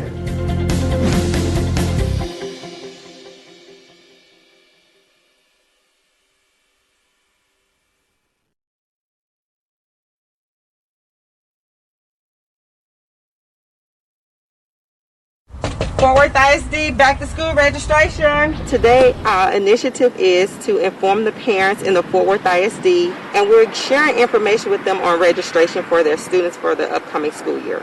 We will knock and hang the door, so it'll be contactless. We won't come into contact with anyone. Fort Worth ISD back to school registration. We want to make sure sometimes just to get information in their hands so they can see it, touch it, feel it, and have it there to refer to. I think we go all the way down. This year, we're really focusing on online registration. We want to make sure that they have the tools they need to be informed on how to do registration for this upcoming school year. Good morning, Fort Worth ISD. Our students have been out of school since March, and a few of them, only high schoolers, went to summer school. So we're trying to reconnect, let them know we do care, that we care enough to come to their homes and let them know here are the directions to help you get registered for school. And if you need some help, we're here to support you. This is going to be your school area. You've created your home learning space. Now let's get you started online. First, know that kindergarten through 12th grade students will use the Google Classroom virtual learning platform. Pre-K students will use Seesaw. Google Chrome is the recommended web browser. Google Meet is the communication tool teachers will use to video conference with students.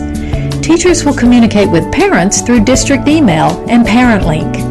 And every teacher will maintain a class Google site that you can access from your campus's website. No matter what kind of device you use, laptop, tablet, or smartphone, practice with it before the first day of school. Now, actual learning begins by signing on to ClassLink. It's the portal to your virtual learning platform and many digital tools and resources you will use. To get to ClassLink, just go to fwisd.org/myfwisd. Click the Sign In with Microsoft button.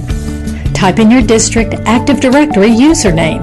That's the one with the letter S and your student ID number, followed by @stu.fwisd.org. By the way, you may occasionally need your Google username, which is similar.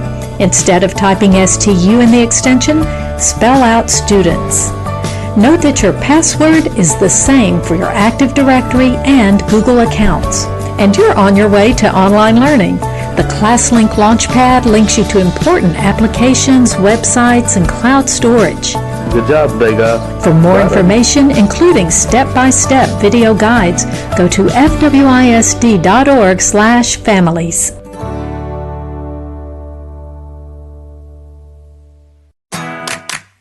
Hola padres y estudiantes, este es el superintendente Ken Paredes Scribner. Gracias por ver este corto video sobre 2 excelentes opciones con sello de oro de Fort Worth ISD. Son modelos innovadores de aprendizaje que están marcando el camino en la preparación de los estudiantes para la universidad y la fuerza laboral moderna. Escuelas secundarias con iniciación a la universidad y escuelas con caminos a la tecnología o P-TECH. Y todos son brillantes. Solo miren.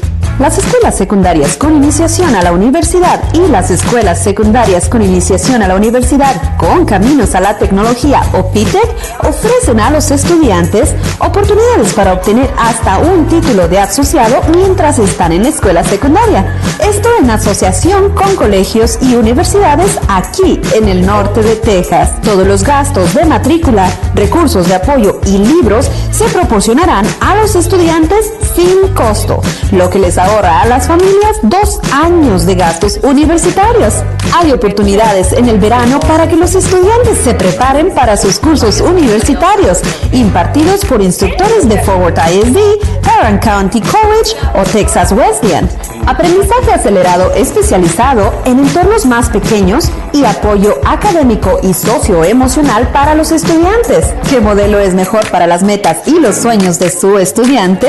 Echemos un vistazo más de cerca, comenzando con las escuelas secundarias con iniciación a la universidad, donde los estudiantes reciben créditos universitarios y hasta un título de asociado en la escuela secundaria. Aprendizaje acelerado, habilidades de estudio especializadas que los preparan para la admisión universitaria y para becas, así como la oportunidad de ingresar a la fuerza laboral con horas de crédito universitario. Nuestras escuelas secundarias con iniciación a la universidad incluyen 2 escuelas de selección ubicadas en las universidades Marine Creek Collegiate en Tarrant County College, Campus Noroeste, y la Academia de Ciencias Biomédicas de Texas en Tarrant County College, Campus Trinity River. También hay 3 programas de selección de academias con iniciación a la universidad, ubicadas dentro de las escuelas secundarias tradicionales. Escuela Secundaria Dunbar, en asociación con Texas Wesleyan University. Escuela Secundaria Alvin Wyatt, en asociación con Tarrant County College, Campus Sur. Y la Escuela Secundaria Southwest, también asociada con Tarrant County College, Campus Sur. Las escuelas secundarias con iniciación a la universidad, P-TECH, brindan las mismas oportunidades que las escuelas secundarias con iniciación a la universidad e incluyen aprendizaje práctico basado en el trabajo. Entonces, los estudiantes de P-TECH no solo obtienen créditos universitarios, ellos también desarrollan conjuntos de habilidades de la industria, participan en prácticas laborales y observación de trabajo, obtienen certificaciones, credenciales de la industria, su diploma de escuela secundaria y hasta un título de asociado. Estas experiencias ayudan a los estudiantes en la transición a los campus universitarios o directamente a la fuerza laboral, donde reciben entrevistas preferenciales con socios dinámicos de la industria. Nuestras escuelas secundarias con iniciación a la universidad P-TECH incluyen una escuela de selección ubicada en una universidad, TCC South Fort Worth ISD Collegiate High School, una escuela P-TECH de energía y recursos renovables ubicada en TCC Campus Sur, y en asociación con Oncor Electric y el Departamento de Agua de la ciudad de Fort Worth. También tenemos múltiples academias P-TECH, todas en escuelas secundarias tradicionales y que cubren una amplia gama de industrias. Escuela Secundaria Carter Riverside, mantenimiento de computadoras y redes P-TECH, en asociación con MyTech y Fort Worth ISD. Escuela Secundaria Diamond Hill Jarvis, arquitectura, construcción y logística P-TECH, en asociación con Habitat for Humanity y Magna Technical. Escuela Secundaria Dunbar, manufactura P-TECH, en asociación con Bell Textron, Texas Wesleyan University y Tarrant County College, Campus Trinity River. Escuela Secundaria Eastern Hills, ciberseguridad P-TECH, en asociación con McAfee. Escuela Secundaria Northside, medicina P-TECH, en asociación con James L. West Center. Escuela Secundaria Politécnica, educación P-TECH, en asociación con University of North Texas y Fort Worth ISD. y la Escuela Secundaria South Hills, experiencia de usuario y desarrollo de software PTech en asociación con Maetech. Como pueden ver, ambos modelos ofrecen una excelente educación secundaria y una preparación extensa para que los estudiantes continúen su búsqueda de la excelencia en la universidad y la fuerza laboral moderna, aquí mismo en el norte de Texas. Padres y estudiantes pueden aprender más en fwisd.org/choice y también solicitar a una escuela secundaria con iniciación a la universidad y de caminos a la tecnología o PTech. Gracias de nuevo por su interés.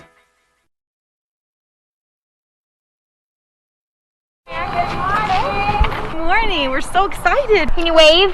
You ready for today? Love you. Have the best day. Kids are excited to be back in school after 7 months at home. Awesome. All right, you're good to go. I tell you, what we did see was lots of smiling faces, not only on the students, but especially the parents. Finally back at school! So excited to get to be with the kids. Missing being in person was like missing my favorite part of my job. We want to open schools today, but we want to keep them open through the remainder of the semester and year. So we have to really focus on health and safety of our students, our faculty, and staff. So yeah, we're ready to go. Thank you so much again. Take care. Good to see you as well. How's everybody doing? Hey, good morning. Good morning. Today we received all our 6th graders, which was great to see their smiling faces enter our building. Just come excited to learn, missing their friends, missing their teachers. So today is your first day of class, guys. We're making sure we're socially distanced, wearing our mask at all times. If you're catching the pattern here, you're only going to the classes highlighted in yellow. People are really realizing how important public schools are to our society and to our community. Have a good day.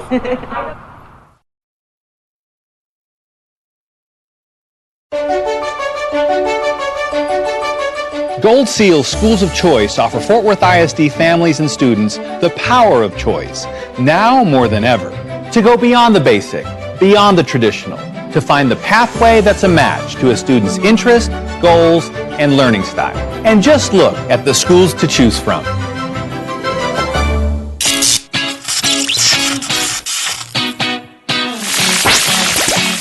The atmosphere is electric at Fort Worth ISD Gold Seal Schools of Choice.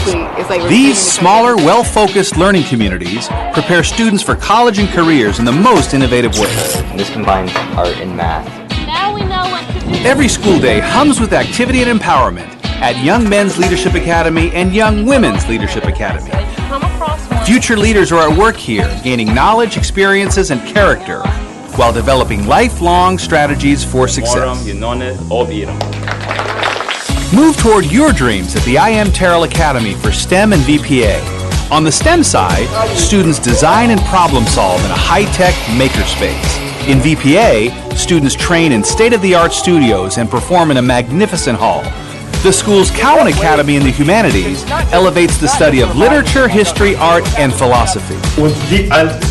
Imagine learning multiple languages, exploring global cultures, and taking academic courses in English and Spanish. The World Languages Institute is perfect for students from Spanish immersion and dual language programs, and anyone else eager to learn Spanish immersion style. Early college high schools merge high school, college, and career. Students go to school on Tarrant County College campuses and can earn an associate degree for free. Marine Creek Collegiate High School focuses on high academic achievement and skills for success. Got a slightly movable The joint. Texas Academy of Biomedical Sciences is a hub of health science studies with hands-on laboratory learning supported by medical industry partners. TCC South Fort Worth ISD Collegiate High takes industry partnerships to a new level. It's the district's first PTech early college high school. Partners such as Encore and the Fort Worth Water Department help students build skills that industries want. Clap your wings! Schools of choice are not just for older students. Collectively, 4 applied learning academies serve kindergarten through the 8th grade. Students apply their knowledge to solve real-life issues as they investigate the bigger world. 6 taken 2 times. Our Montessori program guides kindergarten through 8th grade students in multi-age classrooms that are safe and respectful. Students work through lessons, interact with others, cultivate self-discipline, and take early ownership of their education. A great start to a lifetime of learning. Pick your cutting-edge Gold Seal pathway to college, career, and community leadership.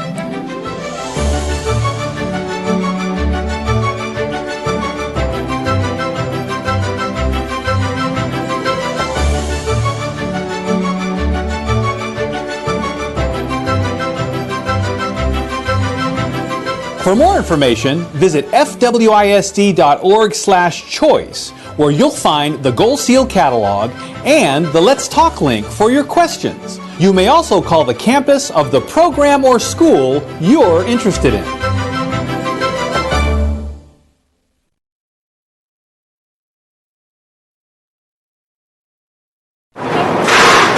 We're handing out probably about 20,000 devices today to our principals from across the district.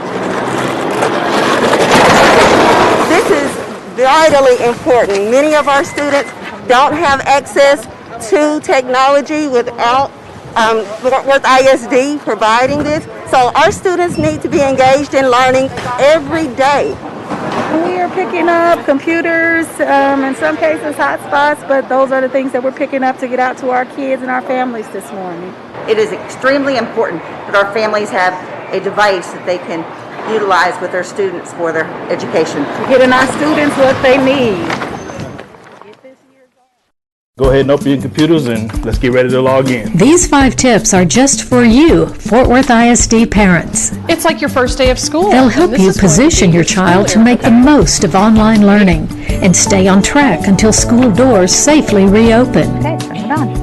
First, start each online school day helping your child set goals for the day. Hi, Sammy, what are you working on today? Ask questions such as, what do you plan to work on today? What will you do if you get stuck? What resources do you need? And how can I support you? So I'll check back in with you. Then check back periodically to make sure your child is engaged and learning. We all know how easy it is to get distracted online.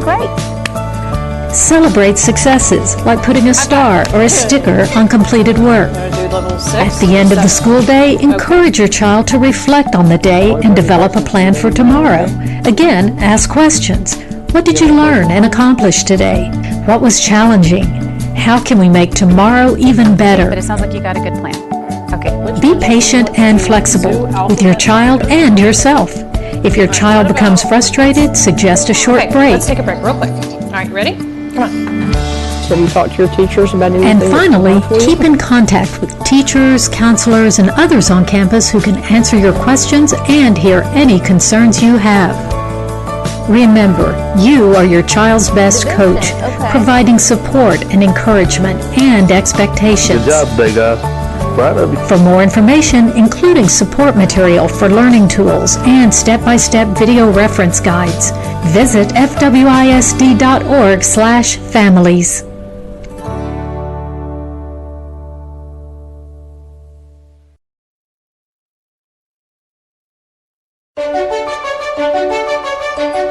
Gold Seal Programs of Choice offer Fort Worth ISD families and students the power of choice, now more than ever. To go beyond the basic, beyond the traditional, to find the pathway that's a match to a student's interest, goals, and learning style. And just look at the programs to choose from. You've got goals and dreams for the future. We've got a high school experience to match. There you go. They can sign up. Fort Worth ISD Gold Seal Programs of Choice are built for dreamers like you. The problem solvers, the curious minds, the creators of art and idea. Gold Seal programs deliver expert guidance, your checklist, hands-on learning, certifications, college credits, and community partners who support your learning. A great example? Our P-TECH early college high schools that combine high school, college, and career. So the idea is to grow. Students can earn an associate degree. Ready to go? Visit job sites, build relationships, and develop workplace skills and knowledge. Our partners enrich every Gold Seal program, open doors to careers, and put you ahead of the herd. There's a Gold Seal pathway to fit your interests. So let's give it a shot. Whether it's making machines run better and fly higher, Sales inside of it. Any place is better. or improving health Do you have any allergies? and housing.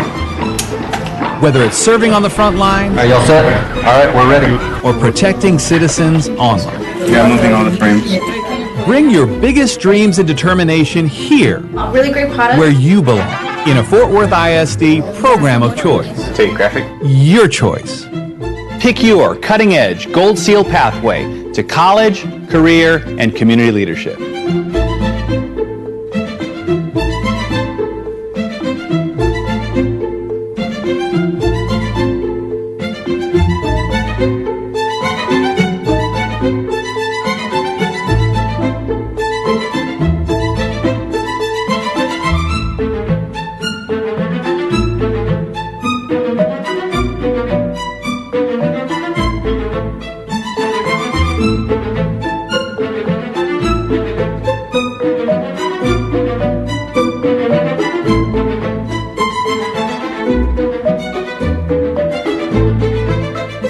For more information, visit fwisd.org/choice, where you'll find the Gold Seal catalog and the Let's Talk link for your questions. You may also call the campus of the program or school you're interested in.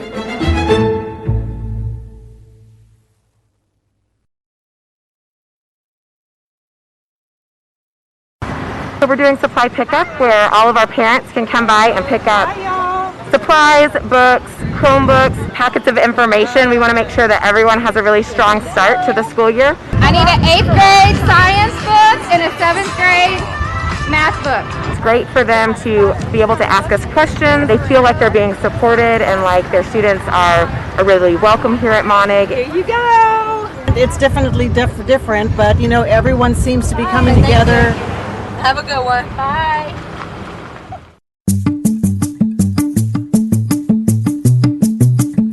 A medida que algunos estudiantes de Fort Worth ISD se preparan para regresar a la escuela en persona, será de ayuda para cada quien que todos conozcamos el plan. Aquí hay algunos consejos para que nuestros padres y estudiantes se preparen para un regreso a la escuela diferente de todo lo que hemos hecho antes. ¡Hola, chicos! ¡Hola! Todos los días, antes de que los estudiantes se vayan de casa, los padres deben realizarles una revisión previa. Esta revisión consiste en tomar la temperatura y observar si su hijo o hija presenta alguno de los síntomas del virus COVID-19. Estos síntomas incluyen una temperatura corporal de 100 grados o más, tos, falta de aliento o dificultad para respirar, escalofríos o temblor extremo, dolor muscular, dolor de cabeza, dolor de garganta o pérdida reciente del gusto o del olfato. Hello, good morning. Let me check you in. Se podrían realizar exámenes adicionales al llegar a la escuela y durante el día escolar. 97.8. Por favor, no envíen a sus hijos a la escuela si tienen un caso confirmado de COVID-19, si han estado en contacto cercano con casos confirmados del virus o si ellos o algún miembro de la familia está esperando los resultados de la prueba de COVID-19. Todos los estudiantes de Fort Worth ISD usarán cubrebocas mientras estén en el autobús escolar, en nuestras instalaciones y durante el día. Para los estudiantes que viajan en el autobús escolar, por favor, usen cubrebocas y siéntense con solo 2 estudiantes por asiento, sin nadie sentado en el medio. Cada escuela tendrá su propio plan de seguridad de salud, pero en términos generales, los estudiantes pueden ingresar a través de las entradas designadas. Los padres y otros visitantes deben planear no ingresar a la escuela cuando comience el día de clases. A medida que los estudiantes vayan a sus aulas, tomarán una distancia social y seguirán las señales del flujo de tráfico. Entonces lo voy a hacer grande para que todos podamos verlo. Los protocolos del salón de clases incluirán detalles del uso de útiles escolares, distanciamiento social, trabajo en grupo limitado, lavado y desinfección de manos. Los maestros y el personal supervisarán a los niños durante el día y los enviarán a la enfermería cuando sea necesario. Los periodos de almuerzo escolar y la salida serán de acuerdo al plan de seguridad de cada escuela. Los profesionales de la salud locales, estatales y federales nos dicen que el virus COVID-19 seguirá estando con nosotros cuando los estudiantes regresen al aula, por lo que todos nuestros planes pueden ser flexibles.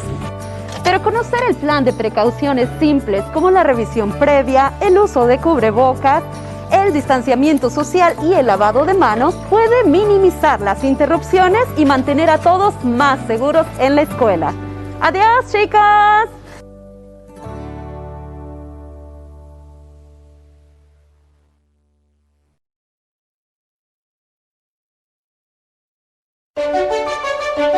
Industry-driven Gold Seal programs and schools of choice offer Fort Worth ISD families and students the power of choice, now more than ever, to go beyond the basic, beyond the traditional, to find the pathway that's a match to a student's interest, goals, and learning style. And just look at the programs and schools to choose from. You've got goals and dreams for the future.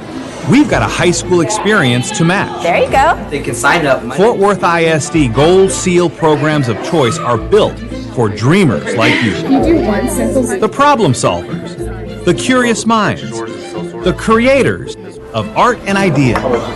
Gold Seal programs deliver expert guidance, your checklist, hands-on learning, certifications, college credits, and community partners who support your learning. A great example?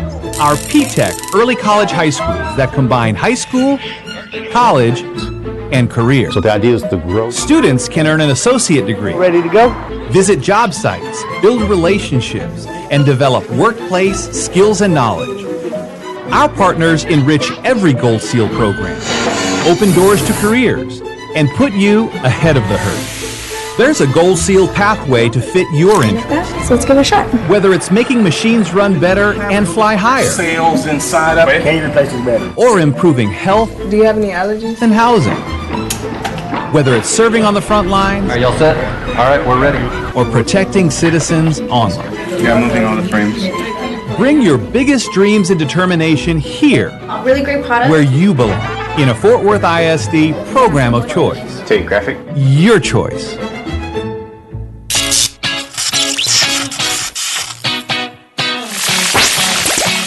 The atmosphere is electric at Fort Worth ISD Gold Seal Schools of Choice. These smaller, well-focused learning communities prepare students for college and careers in the most innovative ways. And this combines art and math.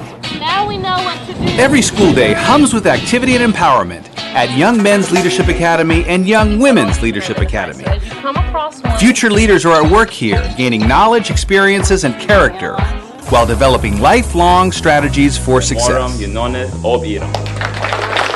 Move toward your dreams at the IM Terrell Academy for STEM and VPA. On the STEM side, students design and problem solve in a high-tech makerspace. In VPA, students train in state-of-the-art studios and perform in a magnificent hall. The school's Cowan Academy in the Humanities elevates the study of literature, history, art, and philosophy. Imagine learning multiple languages, exploring global cultures, and taking academic courses in English and Spanish. The World Languages Institute is perfect for students from Spanish immersion and dual language programs, and anyone else eager to learn Spanish immersion style. Early college high schools merge high school, college, and career. Students go to school on Tarrant County College campuses and can earn an associate degree for free. Marine Creek Collegiate High School focuses on high academic achievement and skills for success. Got a slightly movable The joint. Texas Academy of Biomedical Sciences is a hub of health science studies with hands-on laboratory learning supported by medical industry partners. TCC South Fort Worth ISD Collegiate High takes industry partnerships to a new level. It's the district's first P-Tech early college high school. Partners such as Encore and the Fort Worth Water Department help students build skills that industries want. Mike, clap your wings. Schools of choice are not just for older students. Collectively, 4 applied learning academies serve kindergarten through the 8th grade. students apply their knowledge to solve real-life issues as they investigate the bigger world. 6 taken 2 times. Our Montessori program guides kindergarten through 8th grade students in multi-age classrooms that are safe and respectful. Students work through lessons, interact with others, cultivate self-discipline, and take early ownership of their education. A great start to a lifetime of learning. One-size-fits-all education is so last century. Pick your cutting-edge Gold Seal pathway to college, career, and community leadership.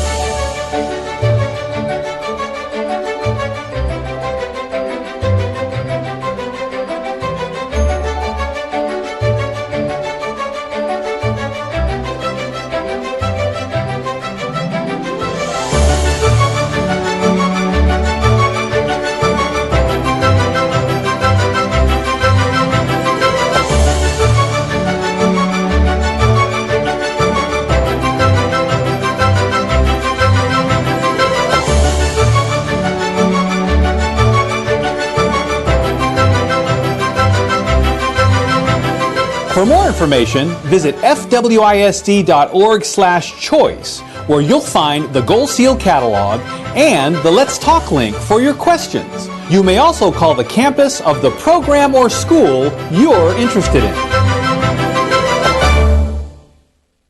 This is going to be your school area. Ya has creado tu espacio de aprendizaje en casa. Ahora vamos a prepararnos para nuestro espacio en línea. Primero, recuerden que los estudiantes de Kinder al 12º grado utilizarán la plataforma de aprendizaje virtual Google Classroom. Los estudiantes de Pre-Kinder usarán la herramienta Seesaw. Se recomienda utilizar el navegador Google Chrome. Google Meet es la herramienta de comunicación que los profesores utilizarán para realizar videoconferencias con los estudiantes. Los maestros se comunicarán con los padres a través del correo electrónico del distrito y de Parent Link. Y cada maestro del distrito mantendrá un sitio de Google o Google Site para la clase al que ustedes pueden acceder desde el sitio web de su escuela, sin importar el tipo de dispositivo que utilicemos, ya sea laptop, tableta o teléfono inteligente. Practiquemos con él antes del primer día de clases. Ahora, el aprendizaje real comienza al iniciar sesión en ClassLink. Esta es la puerta a nuestra plataforma de aprendizaje virtual y a muchas herramientas y recursos digitales que utilizaremos. Para ir a ClassLink, solo ve a fwisd.org/MYFWISD o MyFwisd. Haz clic en el botón Iniciar sesión con Microsoft. Escribe tu nombre de usuario del directorio del distrito. Ese es el que tiene la letra S y tu número de estudiante, seguido de @stu.fwisd.org. Por cierto, es posible que algunas veces necesites tu nombre de usuario de Google, que es similar. En lugar de escribir STU en la extensión, deletrea Students. Tengamos en cuenta que la contraseña es la misma para las cuentas del directorio y de Google. Y ya estamos en camino al aprendizaje en línea. La plataforma ClassLink nos vincula hacia aplicaciones importantes, sitios web y almacenamiento en línea. Good job, Vega. Para obtener más información, incluidas las guías de videos paso a paso, vayan a fwisd.org/familias. Go ahead and open your computers and let's get ready to log in. Estos 5 consejos son solo para ustedes, padres de Forward ISD. Los consejos les ayudarán a hacer que sus hijos aprovechen al máximo el aprendizaje en línea y se mantengan en buen camino hasta que las escuelas se vuelvan a abrir de manera segura. Primero, comiencen cada día escolar en línea ayudando a sus hijos a establecer las metas del día. Hagan preguntas como ¿en qué planeas trabajar hoy? ¿Qué harías si tienes problemas? ¿Qué recursos necesitas? O ¿cómo puedo ayudarte? Okay, Sammy, so I'll check back in with you at 10. Luego, regresen cada cierto tiempo para asegurarse de que sus hijos estén aplicados y aprendiendo. Todos sabemos lo fácil que es distraerse en línea. Celebren sus éxitos, como poner una estrella o calcomanía en el trabajo terminado. Al final del día escolar, animen a sus hijos a reflexionar sobre el día y hagan un plan para el siguiente día. También pueden preguntarles qué aprendiste y lograste hoy, qué fue retador, cómo podemos hacer para que mañana sea aún mejor. Sean pacientes y flexibles con sus hijos y con ustedes mismos. Si ellos se frustran, pueden sugerirles un breve descanso. Okay, let's take a break real quick. All right, ready? Have you talked to your teachers about anything that's been hard? Finalmente, manténganse en contacto con los maestros, consejeros y el personal de la escuela, quienes pueden responder sus preguntas y escuchar cualquier inquietud que tengan. Recuerden, ustedes son los mejores entrenadores de sus hijos, brindando apoyo, aliento y expectativas. Good job, Vega. Proud of you. Para obtener más información, incluido material de apoyo y guías de referencia en videos paso a paso, visiten fwisd.org/familias.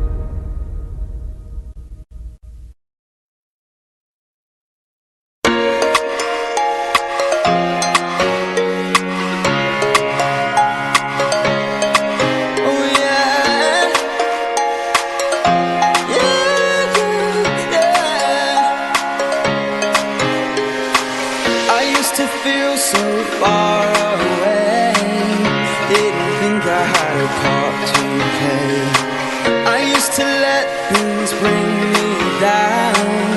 I would walk with my eyes to the ground. But I knew I could find a way to push through. Every word they'd say, I grew strong. I knew right from wrong, and now I feel it too. I'm alive. Yeah, I'm alive. I'm alive. Yeah, I'm alive. I love every moment with you, and I want you to know I do. I'm alive. Yeah, I'm alive. Now I wake up to a brand new day. I never wanna wish the time away. I don't wanna waste a second, it's true. I've got that rhythm, don't you feel it too? I'm alive. Yeah, I'm alive. I'm alive. Yeah, I'm alive. I love every moment with you, and I want you to know I do. I'm alive. Yeah, I'm alive.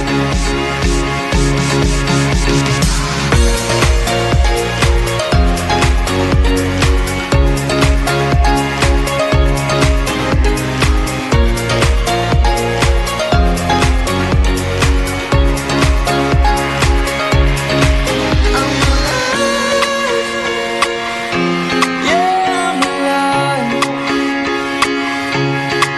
I'm alive. Yeah, I'm alive. I'm alive. Yeah, I'm alive. I'm alive. Yeah, I'm alive. I love every moment with you, and I want you to know I do. I'm alive. Yeah, I'm alive.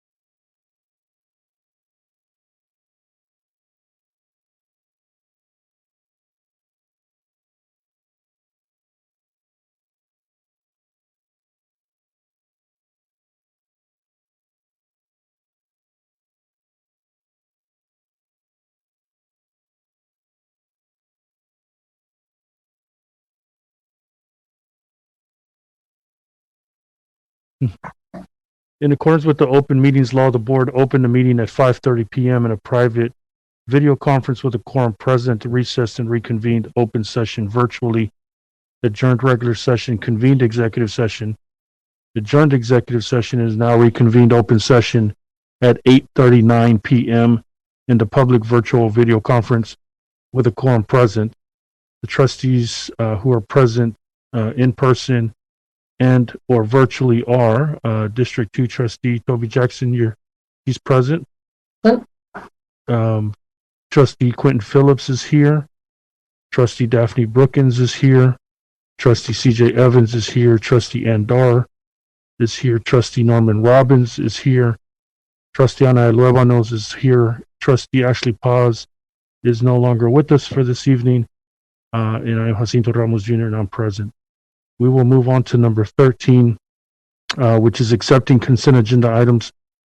Do I have a motion? So moved. Do we have a motion by Trustee Jackson? Do I have a second? Second. Do I have a second by Trustee Norman Robbins? I'll call on each trustee if we have any discussion. Trustee Toby Jackson? No discussion. Thank you. Trustee Quentin Phillips? No discussion. Thank you. Trustee Daphne Brookins? No discussion. Thank you. Trustee CJ Evans? No discussion. Thank you. Trustee Andar? No discussion. Trustee Norman Robbins? No discussion. Trustee Ana Luevanos? No discussion. And I have no discussion, so we'll move to vote. I'll call your name, trustees. Please say yes or no on approving consent agenda. District 2 Trustee Toby Jackson? Yes. District 3 Trustee Quentin Phillips? Yes. District 4 Trustee Daphne Brookins? Yes. District 5 Trustee CJ Evans? District 6 Trustee Andar? Yes. District 7 Trustee Norman Robbins? Yes. District 8 Trustee Ana Luevanos? Yes. And I'm District 1 Trustee Jacinto Ramos Jr. I vote yes. So the motion passes 8-4 and 0 against. No items were removed from consent agenda, so we won't need 14. We will move to personnel. Sorry, we will need 14B, which is personnel, the Chief Information Officer and Executive Director of K-12 Literacy. Do I have a motion? So moved. I have a motion by Trustee Toby Jackson. Do I have a second? Second. We have a second by Trustee Norman Robbins. Call on each trustee for any discussion. Any discussion, Trustee Jackson? I just say thank you to staff. This is a great day for these two personnel appointments we're getting ready to hear. Thank you. Trustee Phillips? No discussion. Trustee Brookins? No discussion. Trustee Evans? No discussion. Trustee Dar? No discussion. Trustee Robbins? No discussion. Trustee Luevanos? No discussion. And I have no discussion, so we'll move to vote. As I call your name, trustees, please say yes, no, or abstain. Trustee Jackson? Yes. Thank you. Trustee Phillips? Yes. Trustee Brookins? Yes. Trustee Evans? Yes. Trustee Dar? Yes. Trustee Robbins? Yes. Trustee Luevanos? Yes. And I'm Trustee Ramos, and I vote yes, so the motion passes 8-4 and 0 against. Dr. Scribner, would you and your team like to make some introductions? Thank you very much, President Ramos and members of the board. We are very excited tonight to welcome onto our Fort Worth IS team two esteemed professionals. First in the area of Chief Information Officer, Mr. Marlon Shears, and Kermit Spears, our Chief of HCM, will introduce Mr. Shears.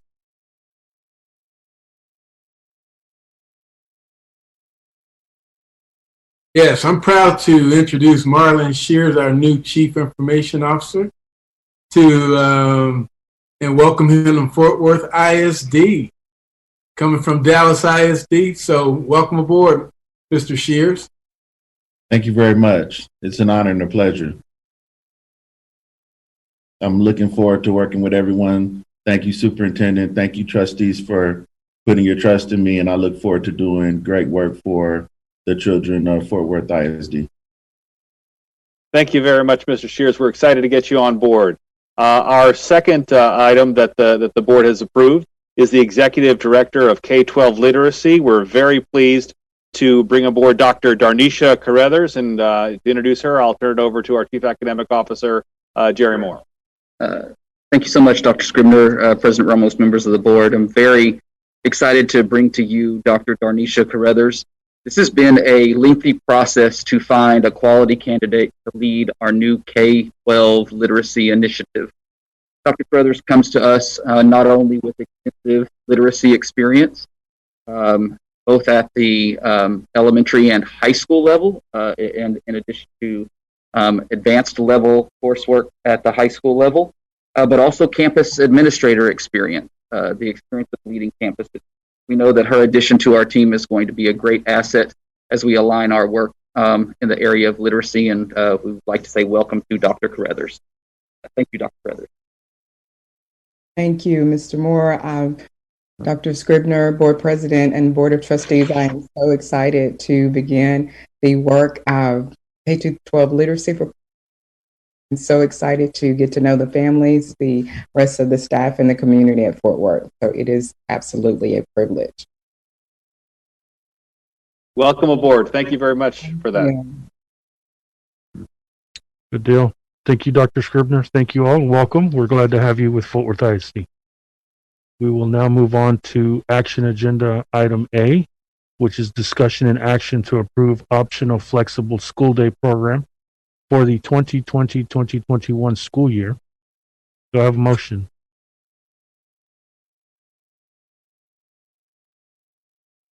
So moved. Thank you. We have a motion by trustee Toby Jackson. Do we have a second? Second. We have a second by trustee Ana Luevanos. I'll call on each trustee for discussion. Do you have any discussion, trustee Jackson? No discussion. Thank you. Any discussion, trustee Phillips? No discussion. Any discussion, trustee Brookins? No discussion. Any discussion, trustee Evans? No discussion. Trustee Dar? No discussion. Trustee Robbins? No discussion. Trustee Luevanos? No discussion. And I have no discussion, so we'll move to vote. As I call your names, trustees, please say yes, no, or abstain. Trustee Jackson? Yes. Trustee Phillips? Yes. Trustee Brookins? Yes. Trustee Evans? Yes. Trustee Dar? Yes. Trustee Robbins? Yes. Trustee Luevanos? Yes. And I am trustee Ramos, and I vote yes, so the motion passes 8-4 and 0 against. My friends, we have come to the end of our board meeting, so we're going to go to comments by board members or superintendent on current district activities and announcements. I'll call on each person to see if you have any comments. Trustee Jackson. I do. We hosted a live in 76105 with Principal Devon Flagler 2 weeks ago.